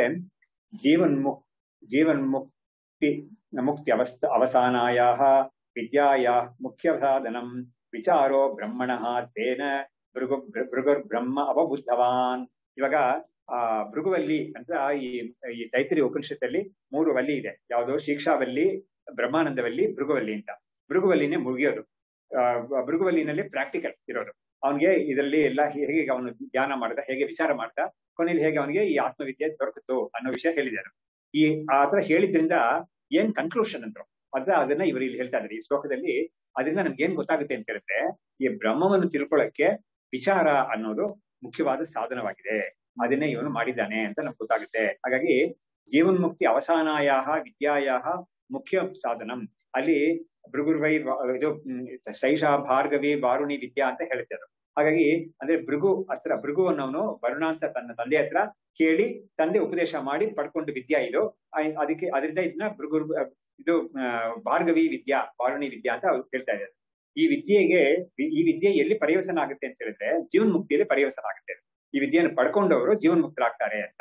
ಹಾಗಾಗಿ ಈ ಜೀವನ್ ಮುಕ್ತಿಗೆ ಅಂದ್ರೆ ಈ ವಿದ್ಯೆ ಪಡ್ಕೊಳ್ಳಿಕ್ಕೆ ಮುಖ್ಯವಾದ ಸಾಧನ ಯಾವುದು ಅಂತ ಹೇಳಿದ್ರೆ ವಿಚಾರ, ಬ್ರಹ್ಮ ವಿಚಾರ ಅಂತ. ಯಾಕಂದ್ರೆ ಅಲ್ಲೇ ಕೂಡ ಏನಾಗುತ್ತೆ, ಆ ಭೃಗುವಲ್ಲಿ ಕೂಡ ಪ್ರತಿಯೊಂದು ಹಂತದಲ್ಲೂ ತಪಸ ಬ್ರಹ್ಮ ವಿಜಿಜ್ಞಾಸಸ್ವ ತಪೋ ಬ್ರಹ್ಮೇತಿ ಅಂತ ಹೇಳ್ತಾನೆ ಬರ್ತಾನೆ. ಹಾಗಾಗಿ ಏನಾಯ್ತು, ತಪಸ್ಸಂದ್ರೆ ಹೇಳಿ ವಿಚಾರ ಅಂತ. ಸೊ ವಿಚಾರದಿಂದ ನೀನು ಬ್ರಹ್ಮವನ್ನ ವಿಚಾರ ಮಾಡಿ ತಿಳ್ಕೊ ಅಂತ. ಹಾಗಾಗಿ ಆ ವಿಚಾರ ಅನ್ನೋದು ಪದೇ ಪದೇ ಬಂದಿರೋದ್ರಿಂದ ಅದಕ್ಕೆ ಇವರು ಇಲ್ಲಿ ಹೇಳ್ತಾ ಇದ್ದಾರೆ, ವಿಚಾರೋ ಬ್ರಹ್ಮಣಃ ತೇನ ಭೃಗು ಬ್ರಹ್ಮ ಅವಬುದ್ಧವಾನ್. ಆ ಒಂದು ವಿಚಾರವನ್ನು ಮಾಡಿ ಭೃಗು ಅನ್ನೋನು ಬ್ರಹ್ಮಸ್ವರೂಪವನ್ನ ತಿಳ್ಕೊಂಡ, ಅವನಿಗೆ ಅಪರೋಕ್ಷವಾದ ಅನುಭೂತಿ ಆಯ್ತು ಅನ್ನೋದನ್ನ ಈ ಒಂದು ಭೃಗುವಲ್ಲಿಂದ ನಾವು ತಿಳ್ಕೊಳ್ತೀವಿ ಅನ್ನೋದನ್ನ ಇವರು ಸಂಗ್ರಹ ಮಾಡಿ ಒಂದು ಶ್ಲೋಕದಲ್ಲಿ ಹೇಳಿದ್ರು. ಇನ್ ಮುಂದಕ್ಕೆ ಇವಾಗ ಏನ್ ಮಾಡ್ತಾರೆ, ಈ ತೈತ್ರಿಯ ಆರಣ್ಯಕ ಭಾಗದಲ್ಲಿ ಇರೋ ಕೆಲವು ವಿಷಯಗಳನ್ನ ಸಂಗ್ರಹ ಮಾಡಿ ಒಂದು 3-4 ಶ್ಲೋಕದಲ್ಲಿ ಮುಗಿಸ್ಬಿಡ್ತಾ ಇದ್ದಾರೆ. ಅಲ್ಲಿ ಬಂದಿರೋ ಹೌದು, ಪೂರ್ತಿ ಇಡೀ ತೈತ್ರಿಯ ಉಪನಿಷತ್ನ ಇವರು ಸಂಗ್ರಹ ಮಾಡಿದ್ದಾರೆ 150 ಶ್ಲೋಕಗಳಲ್ಲಿ. 150 ಶ್ಲೋಕಾಸ್ ಅಲ್ಲಿ ಅವರು ತೈತ್ರಿಯ ಉಪನಿಷತ್ತಲ್ಲಿ ಇಡೀ ಬರೋದು ಎಲ್ಲವನ್ನೂ ಸೇರಿಸಿ ಅವರು ಅದರ ಹೇಳಿದ್ದಾರೆ. ಇಷ್ಟಕ್ಕೂ ಶಿಕ್ಷಾವಲ್ಲಿ ಜಾಸ್ತಿ ಮುಟ್ಲಿಲ್ಲ ಇವರು, ಆನಂದವಲ್ಲಿ ಭೃಗುವಲ್ಲಿ ವಿಷಯವೇ ಜಾಸ್ತಿ ಹೇಳಿ ಮುಗಿಸಿದ್ದಾರೆ. ಸೊ ಏನ್ ಹೇಳ್ತಾರೆ, ಸತ್ಯಂ ತಪೋ ಧಮಶಾಂತಿರ್ ದಾನಂ ಧರ್ಮ ಪ್ರಜಾಗ್ರಯ ಅಗ್ನಿಹೋತ್ರಂ ಯಾಗಯೋಗೌ ನ್ಯಾಸ ಚೈತೆ ಬುಭುತ್ಸತಾಂ ನ್ಯಾಸೋಧಿಕಂ ತಪೋ ನ್ಯಾಸಿ ಯುಂಜಿತಾತ್ಮಾನಂ ಓಂ ಇತಿ ಅಂತ ಏನಾದ್ರೆ ಈ ತೈತ್ರಿಯ ಆರಣ್ಯಕದಲ್ಲಿ ಕೆಲವು ಸಾಧನೆಗಳೆಲ್ಲ ಹೇಳಿದೆ. ಅಂದ್ರೆ ತಪಸ್ಸು, ಸತ್ಯ ಅನ್ನೋದು, ಸತ್ಯ ಅಂದ್ರೆ ಸತ್ಯ ನುಡಿಯೋದು, ಸತ್ಯವಾಗಿ ನಡ್ಕೊಳ್ಳೋದು, ಇದೆಲ್ಲ ಇದೆಯಲ್ಲ ಅದು. ಆಮೇಲೆ ತಪಸ್ಸಂದ್ರೆ ಮೈಗೆ, ಆಮೇಲೆ ಶರೀರಕ್ಕೆ, ಇಂದ್ರಿಯಗಳಿಗೆ ಒಂದು ಶ್ರಮ ಕೊಡೋದು. ಶ್ರಮ ಅಂದ್ರೆ ಈ ಉಪವಾಸ ಇತ್ಯಾದಿ ಕೆಲವು. ಆಮೇಲೆ ತೀರ್ಥಯಾತ್ರೆಗೆ ಹೋಗೋದು. ಆಮೇಲೆ ಅದೇ ಕೆಲವರು ಮಾಡ್ತಾರಲ್ಲ, ಇದು ತಿರುಪತಿ ಬೆಟ್ಟವನ್ನ ನಡ್ಕೊಂಡು ಹತ್ತೋದು ಅಂತ, ಇದೆಲ್ಲ ಮಾಡ್ತಾರಲ್ಲ, ಇದನ್ನ ತಪಸ್ಸು ಅಂತ ಹೇಳಿದ್ದಾರೆ. ಸೊ ಹೀಗೆ ತಪಸ್ಸು, ಆಮೇಲೆ ದಮ ಅಂದ್ರೆ ಇಂದ್ರಿಯಗಳ ನಿಗ್ರಹ ಅನ್ನೋದು, ಶಾಂತಿ ಅಂದ್ರೆ ಮನಸ್ಸಿಗೆ ಒಂದು ಸಮಾಧಾನ ಅನ್ನೋದು, ಇಂಥದ್ದೆಲ್ಲ ದಾನಂ ಅನ್ನೋದು, ಧರ್ಮ ಅನ್ನೋದು, ಇದೆಲ್ಲ ಪ್ರಜಾ ಅಂತ ಹೇಳಿದ್ರೆ ಏನು, ಒಬ್ಬ ಗೃಹಸ್ಥನಾಗಿದ್ರೆ ಅವನು ಒಳ್ಳೆ ಪ್ರಜೆಗಳನ್ನ ಪಡ್ಕೋಬೇಕು ಅಂತ ಶಾಸ್ತ್ರ ಹೇಳುತ್ತೆ. ಯಾಕಂದ್ರೆ ಆ ಸಂತತಿ ಚೆನ್ನಾಗಿ ಮುಂದಕ್ಕೆ ಬರ್ಬೇಕು ಅಂತ. ಇವನು ಒಳ್ಳೆ ವೇದವನ್ನು ಅಧ್ಯಯನ ಮಾಡಿ ವೈದಿಕ ಮಾರ್ಗದಲ್ಲಿ ಒಂದು ಜೀವನವನ್ನು ನಡೆಸ್ತಾ ಇದ್ದಾನೆ. ಅದಕ್ಕೆ ನೋಡಿ ಶಂಕರಾಚಾರ್ಯರು ಕೂಡ ಅವರು ಸನ್ಯಾಸಿಗಳು. ಅವರು ಈ ತೈತ್ರಿಯ ಉಪನಿಷತ್ತು ಶಿಕ್ಷಾವಲ್ಲಿ ಇದೆಯಲ್ಲ, ಅದರಲ್ಲಿ ಒಂದು ಕಡೆ ಬರುತ್ತೆ, ಒಂದು ವಾಕ್ಯ ಬರುತ್ತೆ. ಅದ್ರಲ್ಲಿ ಹೇಳುವಾಗ ಅವ್ರು ಏನ್ ಹೇಳ್ತಾರೆ ಅಂದ್ರೆ, ಅವನು ಪ್ರಯತ್ನ ಮಾಡಿ ಪುತ್ರೋತ್ಪತ್ತಿ ಮಾಡ್ಕೋಬೇಕು ಅಂತ. ಪುತ್ರೋತ್ಪತ್ತಿ ಆಗ್ಲಿಲ್ಲ ಏನೋ ಕಾರಣಕ್ಕೆ ಅಂತ ಹೇಳಿದ್ರೆ ಅದಕ್ಕೆ ಬೇಕಾಗಿರೋ ಪರಿಹಾರಗಳೆಲ್ಲ ಮಾಡ್ಕೋಬೇಕು ಅಂತ ಆತರ ಎಲ್ಲ ಹೇಳಿದ್ದಾರೆ ಅವರು. ಹಾಗಾದ್ರೆ ಏನಾಯ್ತು, ಆ ಸಂತತಿ ಮುಂದಕ್ಕೆ ಬರ್ಬೇಕು ಅನ್ನೋ ಕಾರಣದಿಂದ ಈ ತರ ಅವನು ಮಾಡ್ಕೋಬೇಕು ಅಂತಿದೆ ನೋಡಿ. ಇದು ಒಂದು ಸಾಮಾನ್ಯ ಪುತ್ರ ಅಂತ ನಾವು ಒಂದು ಫಿಸಿಕಲ್ ಸನ್ ಅಂತ ನಾವು ಹೇಳ್ತೀವಿ, ಸನ್ ಆರ್ ಡಾಟರ್ ಅಂತ ಹೇಳ್ತೀವಿ ನಾವು. ಆದ್ರೆ ಆಫ್ ಸ್ಪ್ರಿಂಗ್ ಅಂತ ಹೇಳ್ತೀವಿ. ಆದ್ರೆ ಇನ್ನೊಂದು ಅಂಶ ಕೂಡ ಇದೆ ಇದರಲ್ಲಿ ಯಾವುದು ನಿಜವಾದ ಒಂದು ಅರ್ಥದಲ್ಲಿ ಪುತ್ರ ಇದೆಲ್ಲ ಯಾವ್ದು ಆಗುತ್ತೆ ಅಂತ ಹೇಳಿದ್ರೆ, ಇವನ ಒಂದು ಅಧ್ಯಯನದಿಂದ, ಇವನ ಒಂದು ಆಚರಣೆಯಿಂದ ಮತ್ತು ಇವನ ಒಂದು ಜ್ಞಾನದಿಂದ ಯಾವ್ದು ಬರುತ್ತೋ ಹೊರಗಡೆ, ಅದೆಲ್ಲ ಕೂಡ ಈ ಪ್ರಪಂಚಕ್ಕೆ ಅದೇ ಒಳ್ಳೆ ಒಂದು ಪ್ರಜೆ ಆಗುತ್ತೆ ಅದು. ಇವ್ ನೋಡಿ, ಇಂಥವನು ಈ ಭಾಮತಿ ಅಂತ ಇದ್ರಲ್ಲ, ಅವರು ಭಾಮತಿಕಾರರು ಅವ್ರಿಗೆ ಮಕ್ಕಳಿಲ್ಲ ಅಂತ ಹೇಳ್ತಾರೆ. ಅವ್ರಿಗೆ ಒಂದು ಸತ್ಕೊಂಡು ಕಥೆ ಹೇಳ್ತಾರೆ. ಅದು ನಮ್ಗೆ ಅಂದ್ರೆ ಪರಂಪರೆಯಾಗಿ ಬಂದಿರೋ ಕಥೆ ಅದು. ಅವರು ಈ ಭಾಮತಿಯನ್ನ ಗ್ರಂಥವನ್ನ ಎಷ್ಟೋ ಗ್ರಂಥಗಳು ಬರೆದಿದ್ದಾರೆ, ಅವರು ಎಷ್ಟೋ ಶಾಸ್ತ್ರಗಳಿಗೆ ಗ್ರಂಥ ಬರೆದಿದ್ದಾರೆ. ಒಂದಾನೊಂದು ಸಮಯದಲ್ಲಿ ಅವರು ಕತ್ತಲೆ ಇರೋ ಸಮಯದಲ್ಲಿ ಅವ್ರ ಹೆಂಡತಿ, ಆವಾಗ್ಲೇ ಅವ್ರ ಹೆಂಡತಿ ಮುಖ ನೋಡ್ತಾ ಇದ್ದಾರೆ. ಅವರು ಯಾರು ಅಂತ ಕೇಳಿದಾಗ ಅವಳು ಹೇಳ್ತಾಳೆ, ನಾನ್ ನಿಮ್ ಹೆಂಡತಿ ಕೈ ಹಿಡಿಸಿ ಹೆಂಡತಿ ಅಂತ. ಅವಾಗ ಇವರು, ಇಷ್ಟು ಕಾಲ ನಾನು ನಿನ್ಗೆ ಏನು ಮಾಡದೆ ಹೋಗ್ಬಿಟ್ಟೆ ನಾನು, ಅದರಿಂದ ನಾನು ನಿನ್ನ ಹೆಸರು ಶಾಶ್ವತ ಉಳಿಲಿ ಅಂತ ನಾನು ಈ ಗ್ರಂಥಕ್ಕೆ ನಿನ್ ಹೆಸರೇ ಇಡ್ತೀನಿ ಅಂತ. ಅವಾಗ ಏನಾಯ್ತು, ಅವ್ರಿಗೆ ಮಕ್ಕಳಿಲ್ಲ ಏನು ಅಂತ ಗೊತ್ತಾಗ್ತಾ ಇದೆ. ಆದ್ರೆ ಆ ಗ್ರಂಥ ನಮ್ಗೆ ಇನ್ನು ಕೂಡ 800 ವರ್ಷ 1200 ವರ್ಷ ಆಯ್ತು ಅವ್ರು ಬರೆದೋದನ್ನ. ನಮಗೆ ಇವತ್ತು ಸಿಗ್ತಾ ಇದೆ, ಇವತ್ತು ಅಧ್ಯಯನ ಮಾಡ್ತಾ ಇದ್ದಾರೆ ಅದನ್ನ. ಅಷ್ಟೊಂದು ದೊಡ್ಡ ಗ್ರಂಥವಾಗಿದೆ ಅದು. ಅವ್ರು ಬರೆದಿರೋ ಎಲ್ಲಾ ಗ್ರಂಥಗಳಿಗೂ ಅದೇ ತರನೇ ಇವತ್ತು ಕೂಡ ಅದು ಫೇಮಸ್ ಆಗೇ ಇದೆ, ಪಾಪ್ಯುಲರ್ ಆಗೇ ಇದೆ ಅದು ಗ್ರಂಥಗಳು. ಯಾವ್ದಕ್ಕೆ ಹೇಳಿದೆ ಅಂದ್ರೆ, ಈ ಪ್ರಜೆ ಅನ್ನೋದು ಒಂದು ನಿಜವಾದ ಒಂದು ಮಗಳು ಅಂತಾನೆ ಇರ್ಬೇಕು ಅಂತ ಅವಶ್ಯಕತೆ ಇಲ್ಲ. ಇಂಥದ್ದೆಲ್ಲ ಕೂಡ ಅವರು ಮಾಡಿರೋದು ಏನಿದೆಯೋ ಅದು ಕೊಡುಗೆ ಅಂತ, ಅವ್ರ ಕೊಡುಗೆ ಇದಕ್ಕೆ ಸಮಾಜಕ್ಕೆ ಅವ್ರು ಕೊಟ್ಟಿರೋ ಕೊಡುಗೆ ಅದು. ಇಂಥದ್ದು ಕೂಡ ಪ್ರಜೆ ಅಂತ ಇದು ರೂಪ ಅನ್ಸ್ಕೊಂಡಿದ್ದಾರೆ. ಸೊ ಹೀಗೆ ಈ ಸತ್ಯಂ ತಪಃ ದಮಃ ಶಾಂತಿ ದಾನಂ ಧರ್ಮ ಪ್ರಜಾ ಅಗ್ನೇಯ ಅಂದ್ರೆ ಅಗ್ನಿಹೋತ್ರಾದಿಗಳು, ಇದೆಲ್ಲ ಯಾಗ ಇದೆಲ್ಲವೂ ಕೂಡ ನ್ಯಾಸಃ ಚ ಏತೈಹಿ ಬುಭುತ್ಸ್ಯತಾಂ, ಅದ್ರ ಜೊತೆಗೆ ಏನಾಗಿದೆ, ನ್ಯಾಸ ಅಂದ್ರೆ ಸನ್ಯಾಸ ಅನ್ನೋದನ್ನು ಸೇರಿಸಿದ್ದಾರೆ. ಇವ್ರು ಹೇಳ್ತಾ ಇದಾರೆ, ಆ ಉಪನಿಷತ್ ಹೇಳುತ್ತೆ, ಇವಾಗ ಅಷ್ಟರಲ್ಲೂ ಕೂಡ, ಅಷ್ಟು ಸಾಧನೆಗಳಲ್ಲೂ ಕೂಡ ಈ ಸನ್ಯಾಸ ಅನ್ನೋದು ಎತ್ತಿದ ಕೈ ಅಂತ ಹೇಳ್ತಾರೆ. ಅದೇ ಎಲ್ಲದಕ್ಕಿಂತ ದೊಡ್ಡದು ಅಂತ. ಯಾತಕ್ಕೆ ಅಂತ ಹೇಳ್ತಾರೆ ಅವರು ಮುಂದಕ್ಕೆ. ಸೊ ಹೀಗೆ ಯಾತಕ್ಕೆ ಅಂದ್ರೆ ನೋಡಿ, ಅವನು ತನ್ನ ಜೀವನವನ್ನ ಪೂರ್ತಿ ಒಳ್ಳೆ ರೀತಿಯಲ್ಲಿ, ಅಂದ್ರೆ ಶಾಸ್ತ್ರೋಕ್ತ ರೀತಿಯಲ್ಲಿ ನಡ್ಸ್ಕೊಂಡ್ ಬಂದಿದ್ದಾನೆ. ಅದರಿಂದ ಏನೇನ್ ಮಾಡ್ಬೇಕು ಅಷ್ಟು ಚೆನ್ನಾಗಿ ಮಾಡ್ಕೊಂಡ್ ಬಂದಿದ್ದಾನೆ ಅವನು. ಅದಕ್ಕೆ ಪ್ರೋಕ್ತಕಾರಿ ಅಂತ ಹೇಳ್ತಾರೆ. ಪ್ರೋಕ್ತಕಾರಿ ಅಂತ ಹೇಳಿದ್ರೆ, ಪ್ರೋಕ್ತ ಅಂದ್ರೆ ಯಾವ್ದು ಶಾಸ್ತ್ರ ಇದನ್ನ ಮಾಡು ಅಂತ ಹೇಳಿದ್ಯೋ ಅದನ್ನ ಚೆನ್ನಾಗಿ ಮಾಡಿ ಮುಗಿಸಿಬಿಟ್ಟಿದ್ದಾನ ಅಂತವನು. ಅವನಿಗೆ ಕೊನೆಯಲ್ಲಿ ಏನಾಗುತ್ತೆ, ಅವನ ಅಂತಿಮ ಕಾರ್ಯದಲ್ಲಿ ಅವನಿಗೆ ಆತರ ಒಂದು ಸ್ಥಿತಿ ಬಂದಿದ್ರೆ, ಅವನು ಸನ್ಯಾಸವನ್ನು ತಗೊಂಡಾಗ ಏನಾಗುತ್ತೆ, ಇಷ್ಟು ಪುಣ್ಯ ಫಲಗಳೆಲ್ಲವೂ ಕೂಡ ಅವನಿಗೆ ಈ ಸನ್ಯಾಸ ಅಂತ ಒಂದು ಸ್ಥಿತಿಯನ್ನು ಕೊಟ್ಟಿದೆ. ಅವನಿಗೆ ಕೊಟ್ಟು ಅವನು ಅದರಲ್ಲಿ ಇದ್ದುಕೊಂಡು ಆತ್ಮಜ್ಞಾನವನ್ನು ಸಂಪಾದಿಸಿ ಅವನು ಜೀವನ್ಮುಕ್ತನಾಗ್ತಾನೆ. ಅದಕ್ಕಿಂತ ದೊಡ್ಡದ ಒಂದು ಅಚೀವ್ಮೆಂಟ್ ಅನ್ನೋದು ಯಾವ್ದು ಇಲ್ವೇ ಇಲ್ಲ. ಹಾಗಾಗಿ ಅದರಿಂದ ಹೇಳ್ತಾ ಇದೆ, ಈ ಸನ್ಯಾಸ ಅನ್ನೋದು ಎಲ್ಲದಕ್ಕಿಂತ ದೊಡ್ಡದು ಅಂತ ಶಾಸ್ತ್ರ ಹೇಳ್ತಾ ಇದೆ ಅನ್ನೋದನ್ನ ಹೇಳ್ತಾ ಇದ್ದಾರೆ. ಹೀಗೆ ಆತ್ಮವನ್ನ ಅವನು ಆತ್ಮಜ್ಞಾನಿ, ಒಬ್ಬ ಸನ್ಯಾಸಿ ಆದವನು ತನ್ನ ಜೀವನವನ್ನ ಆತ್ಮಜ್ಞಾನಕ್ಕಾಗಿಯೇ ಮುಡಿಪಾಗಿ ಇಟ್ಕೊಂಡು ಅದರಲ್ಲೇ ಅವನು ಲೀನಾಗಿರ್ತಾನೆ. ಅದಕ್ಕೇನೆ ಒಂದು ವಾಕ್ಯ ಕೂಡ ಇದೆ, ಏನಂದ್ರೆ ಸನ್ಯಾಸ ಶ್ರವಣಂ ಕುರಿಯಾತ್ ಅಂತ. ನಾವೀ ಗ್ರಂಥಗಳೆಲ್ಲ ಇವಾಗ ಓದ್ತಾ ಇದೀವಿ, ಶ್ರವಣನೇ ಇದೆಲ್ಲ. ಅದೇನ್ ಹೇಳುತ್ತೆ ಅಂದ್ರೆ, ಸನ್ಯಾಸ ಮಾಡಿ ನೀನು ಶ್ರವಣ ಮಾಡು ಅಂತ ಹೇಳ್ತಾ ಇದೆ. ಯಾಕಂದ್ರೆ ಆತರ ಮಾಡಿದ್ರೇನೆ ಕಂಪ್ಲೀಟ್ ಆಗಿ ಇದಕ್ಕೆ ಫುಲ್ ಅಂಡ್ ಫುಲ್ ಟೈಮ್ ಕೊಡಕ್ಕೆ, ಎಫರ್ಟ್ ಕೊಡಕ್ಕೆ ಆಗೋದದು. ಇಲ್ಲದ್ರೆ ಬೇರೆ ಬೇರೆ ಇದು ವಿಷಯಗಳೆಲ್ಲ ಇರುತ್ತೆ ಅವನಿಗೆ ಅದೆಲ್ಲ ಮಾಡಕ್ಕೆ ಅಂತ, ಅವಾಗ ಅವನಿಗೆ ಸ್ವಲ್ಪ ವಿಕ್ಷೇಪ ಇರುತ್ತೆ. ಬೇರೆ ಇದರಲ್ಲಿ ಕಂಪ್ಲೀಟ್ ಆಗಿ ಅವನಿಗೆ ಕೊಡಕ್ ಆಗುತ್ತೆ ಅನ್ನೋ ಕಾರಣದಿಂದ ಈ ತರ ಹೇಳಿರೋದು. ಇವಾಗ ಮುಂದಕ್ಕೆ ಹೇಳ್ತಾ ಇದ್ದಾರೆ, ಯೋಗಿನಸ್ತಸ್ಯ ದೇಹಾಂಶಾಹ ಯಾಗಾಂಗೈರಖಿಲೈರ್ ಸಮಾಹ ಅಹೋರಾತ್ರಾದಿ ಕಾಲಾಸ್ತು ಸಮಾದರ್ಶಾದಿ ಯಾಗಕೈಹಿ ಜೀವನಂ ಸತ್ರತುಲ್ಯಂ ಸ್ಯಾತ್ ಮುಚ್ಯತೆ ಯೋಗಿ ಸೇವಕಃ. ಇಲ್ಲಿ ಅಂತ ಒಂದು ಸನ್ಯಾಸಿ ಆಗಿರೋನಿಗೆ ಅವನ ಶರೀರದಲ್ಲೇ ಅವನಿಗೆ ಎಲ್ಲಾ ಯಾಗಗಳು ನಡೀತಾ ಇದೆ ಅಂತ ಹೇಳ್ತಾರೆ. ಅವನ ಶರೀರ ಅಂಗಗಳು ಎಲ್ಲವೂ ಕೂಡ ಈ ಯಾಗಕ್ಕೆ ಬೇಕಾಗಿರೋ ಅಂಗಗಳ ತರಾನೇ ಅದು. ಅವನ ಮನಸ್ಸಲ್ಲಿನೇ ಕೂಡ ಅವನಿಗೆ ಯಾವಾಗ್ಲೂ ಕೂಡ ಒಂದು ಯಾಗ ನಡೀತಾನೆ ಇದೆ ಇದು ಅಂತ. ಹಾಗಾಗಿ ನೋಡಿ, ಇವಾಗ ಮನಸ್ಸಲ್ಲಿ ಅವನಿಗೆ ಈ ತರ ಒಂದು ಬ್ರಹ್ಮ ಚಿಂತನೆ ಮಾಡ್ತಾ ಇದ್ದಾನೆ ಅಂತ ಹೇಳಿದ್ರೆ, ಇವಾಗ ನಾವು ನೋಡಿದ್ವಿ ಬ್ರಹ್ಮಾರ್ಪಣಂ ಬ್ರಹ್ಮಹವಿಹಿ ಅಂತ, ಅದು ಒಂದು ಯಾಗದ ಒಂದು ರೂಪಕಥನೆ ಕೊಟ್ಟಿದ್ದಾರೆ. ಅವಾಗ ಏನಾಗುತ್ತೆ, ಇಂಥವನು ಮಾಡೋದು ಎಲ್ಲವೂ ಕೂಡ ಆತರ ಒಂದು ಯಾಗನೇ ಆಗ್ತಾ ಇರುತ್ತೆ ಇದು ಅಂತ. ಈ ಯಾಗ ಏನಾಗುತ್ತೆ ಅಂತ ಹೇಳಿದ್ರೆ ಅಂತರ್ಯಾಗವಾಗಿರುತ್ತೆ. ಇದು ಬಹಿರ್ಯಾಗವಾಗಿರೋದಿಲ್ಲ, ಅಂತರ್ಯಾಗವಾಗಿರುತ್ತೆ. ಈ ಯಾಗ ಅವನಿಗೆ ಆತ್ಮಜ್ಞಾನವನ್ನ ಪಡ್ಕೊಳ್ಳೋಕೆ ತುಂಬಾ ಹತ್ತಿರವಾಗಿರುತ್ತೆ ಅದು. ಯಾಕಂದ್ರೆ ಅವ್ನು ಮಾಡೋದು ಎಲ್ಲವೂ ಕೂಡ ಒಂದು ಯಾಗದ ರೀತಿಯಲ್ಲೇ ಮಾಡ್ತಾ ಇರ್ತಾನೆ. ಆಮೇಲೆ ಇದಕ್ಕೆಲ್ಲ ಯಾವ್ಯಾವ ತರ ಎಲ್ಲ ಹೇಳಿದ್ದಾರೆ ಅಂತ ಹೇಳಿದ್ರೆ, ಇವಾಗ ಇಂದ್ರಿಯಗಳು ಅಂತ ನಮ್ಮಿದೆಯಲ್ಲ, ನಮ್ಮ ಇಂದ್ರಿಯಗಳು ಯಾವ್ದೋ ವಿಷಯಗಳನ್ನ ಸೇವಿಸುತ್ತೆ. ಆಯಾ ಇಂದ್ರಿಯಗಳು ಅದಕ್ಕಿರೋ 1 to 1 ಇದೆಯಲ್ಲ. ಕಣ್ಣು ಅನ್ನೋದು ರೂಪವನ್ನ ನೋಡೋದು, ಕಿವಿ ಅನ್ನೋದು ಶಬ್ದವನ್ನ ಕೇಳೋದು ಅಂತ. ಒಬ್ಬ ಮನುಷ್ಯ ಬದುಕಬೇಕು ಅಂತ ಹೇಳಿದ್ರೆ ಇದೆಲ್ಲ ಬೇಕೇ ಬೇಕು, ಇವುಗಳೆಲ್ಲ ಬೇಕೇ ಬೇಕು. ಸನ್ಯಾಸಿ ಆಗಿರೋನಿಗೂ ಕೂಡ ಕಣ್ಣು, ಕಿವಿ ಇದೆಲ್ಲ ಬೇಕೇ ಬೇಕು ಅವನಿಗೆ. ಯಾಕಂದ್ರೆ ಅವನಿಗೆ ಒಬ್ರು ಪಾಠ ಹೇಳ್ತಾ ಇದ್ದಾರೆ ಅಂದ್ರೆ ಅದು ಕೇಳಿಸ್ಕೊಳಕ್ಕೆ ಕಿವಿ ಬೇಕು. ಆಮೇಲೆ ಎಲ್ಲೋ ಒಂದ್ ಕಡೆ ಒಂದು ಭಿಕ್ಷೆ ಕೊಡ್ತೀನಿ ಅಂತ ಯಾರಾದ್ರೂ ಹೇಳಿದ್ರೆ, ಇವಾಗ ಇದರಲ್ಲಿ ಉತ್ತರ ದೇಶದಲ್ಲಿ ನಾವು ಉತ್ತರ ಕಾಶಿ ಆಗ್ಲಿ ಅಥವಾ ಹರಿದ್ವಾರ, ಋಷಿಕೇಶ್ ಎಲ್ಲಾ ಕಡೆನೂ ಅಲ್ಲಿ ಇದು ಛತ್ರಗಳು ತುಂಬಾ, ಧರ್ಮಛತ್ರಗಳು ತುಂಬಾ ಇರುತ್ತೆ. ಅಲ್ಲಿ ತುಂಬಾ ಮಾಡಿರ್ತಾರೆ. ಅಲ್ಲಿ ಎಷ್ಟೋ ಜನ ಹಿಂದಿನ ಕಾಲದಿಂದ ಎಷ್ಟೋ ಜನ ತುಂಬಾ ಹಣವಂತರು ಇಂಥ ಧರ್ಮಛತ್ರಗಳೆಲ್ಲ ಮಾಡಿ ಅದು ಶಾಶ್ವತವಾಗಿ ನಡೆಯೋ ತರ ಅವ್ರಿಗೆ ಬೇಕಾದಷ್ಟು ಅದಕ್ಕೆ ಫಂಡ್ಸ್ ಕೊಟ್ಬಿಟ್ಟು ಹೋಗಿರ್ತಾರೆ. ಇದರಲ್ಲಿ ಯಾವ ತರ ಮಾಡ್ತಾರೆ ಅಂದ್ರೆ, ಅಲ್ಲೆಲ್ಲ ತುಂಬಾ ಚಳಿ ಪ್ರದೇಶ ತಾನೆ, ಅದರಲ್ಲಿ ವರ್ಷಕ್ಕೊಂದ್ಸತಿ ಅಲ್ಲಿರೋ ಸಾಧುಗಳಿಗೆಲ್ಲ ಕಂಬಳಿ ಕೊಡ್ತಾರೆ. ಕಾಲೇ ಕಂಬಳಿ ಬಾಲ ಅಂತಾನೆ ಒಂದು ಇದೆ ಅಲ್ಲಿ. ಹಾಗಾಗಿ ಕಂಬಳಿ ಕೊಡ್ತಾರೆ. ಆಮೇಲೆ ಅವ್ರಿಗೆ ಪ್ರತಿ ದಿವಸ ಬೆಳಿಗ್ಗೆ ಸಾಯಂಕಾಲ ನಾವು ಹೋಗಿದ್ದಾಗಲ್ಲಿ ನೋಡ್ತೀವಿ, ನಾವು ಕ್ಯೂ ನಿಂತಿದ್ದಾರೆ ಎಷ್ಟೋ ಜನ. ಬೆಳಿಗ್ಗೆ ಸಾಯಂಕಾಲ 2 ಸತಿನೂ ರೋಟಿ ಆಮೇಲೆ ದಾಲ್ 2 ಕೊಡ್ತಾರೆ. ಆಮೇಲೆ ಸ್ವಲ್ಪ ಹಾಲು ಕೊಡ್ತಾರೆ. ಇದೆಲ್ಲ ಬೆಳಿಗ್ಗೆನೂ ಉಂಟು, ಸಾಯಂಕಾಲನೂ ಉಂಟು. ಸೊ ಈ ಸಾಧುಗಳೆಲ್ಲ ಅಲ್ಲಿ ಅವ್ರೊಂದು ಸಾಧನೆ ಮಾಡಕ್ಕೆ ಅವ್ರಿಗೇನು ಇರಲ್ಲ, ಎಲ್ಲ ಬಿಟ್ಟು ಬಂದಿರ್ತಾರ ಅವರು. ಅದೇ ಇಂಥ ಇದು ಅವ್ರನ್ನ ಮೇಂಟೈನ್ ಮಾಡುತ್ತೆ, ಸಸ್ಟೈನ್ ಮಾಡುತ್ತೆ ಇದು. ಸೊ ಈ ತರ ಎಲ್ಲ ಮಾಡಿದಾರಲ್ಲ, ಇದೆಲ್ಲ ಧರ್ಮ ಕಾರ್ಯ. ಇದೆಲ್ಲ ಇಂಥರೆಲ್ಲ ಯಾರು ಮಾಡಿದಾರೋ ಅವ್ರಿಗೆ ತುಂಬಾ ಪುಣ್ಯ ಬರುತ್ತೆ ಅದರಿಂದ. ಸೊ ಎಷ್ಟೋ ಜನ ಕಾಯ್ತಾ ಇರ್ತಾರೆ ಇಂಥದೆಲ್ಲ ಮಾಡಕ್ ಆಗುತ್ತಾ ಅಂತ. ಸೊ ಹೀಗೆ ಇಂಥದೆಲ್ಲ ಮಾಡ್ತಾ ಇರ್ತಲ್ಲ. ಆದ್ರೆ ಇವ್ನಿಗೆ ಏನಾಗುತ್ತೆ ಅಂತ ಹೇಳಿದ್ರೆ, ಈ ಕಿವಿ, ಕಣ್ಣು ಇದೆಲ್ಲೂ ಯಾವ್ದ್ರಿಂದ ಏನೇನ್ ಮಾಡ್ತಾ ಇದ್ದಾನೋ ಅದೆಲ್ಲ ಒಂದು ಯಾಗವಾಗಿ ಹೋಗುತ್ತೆ ಅದೇನೆ.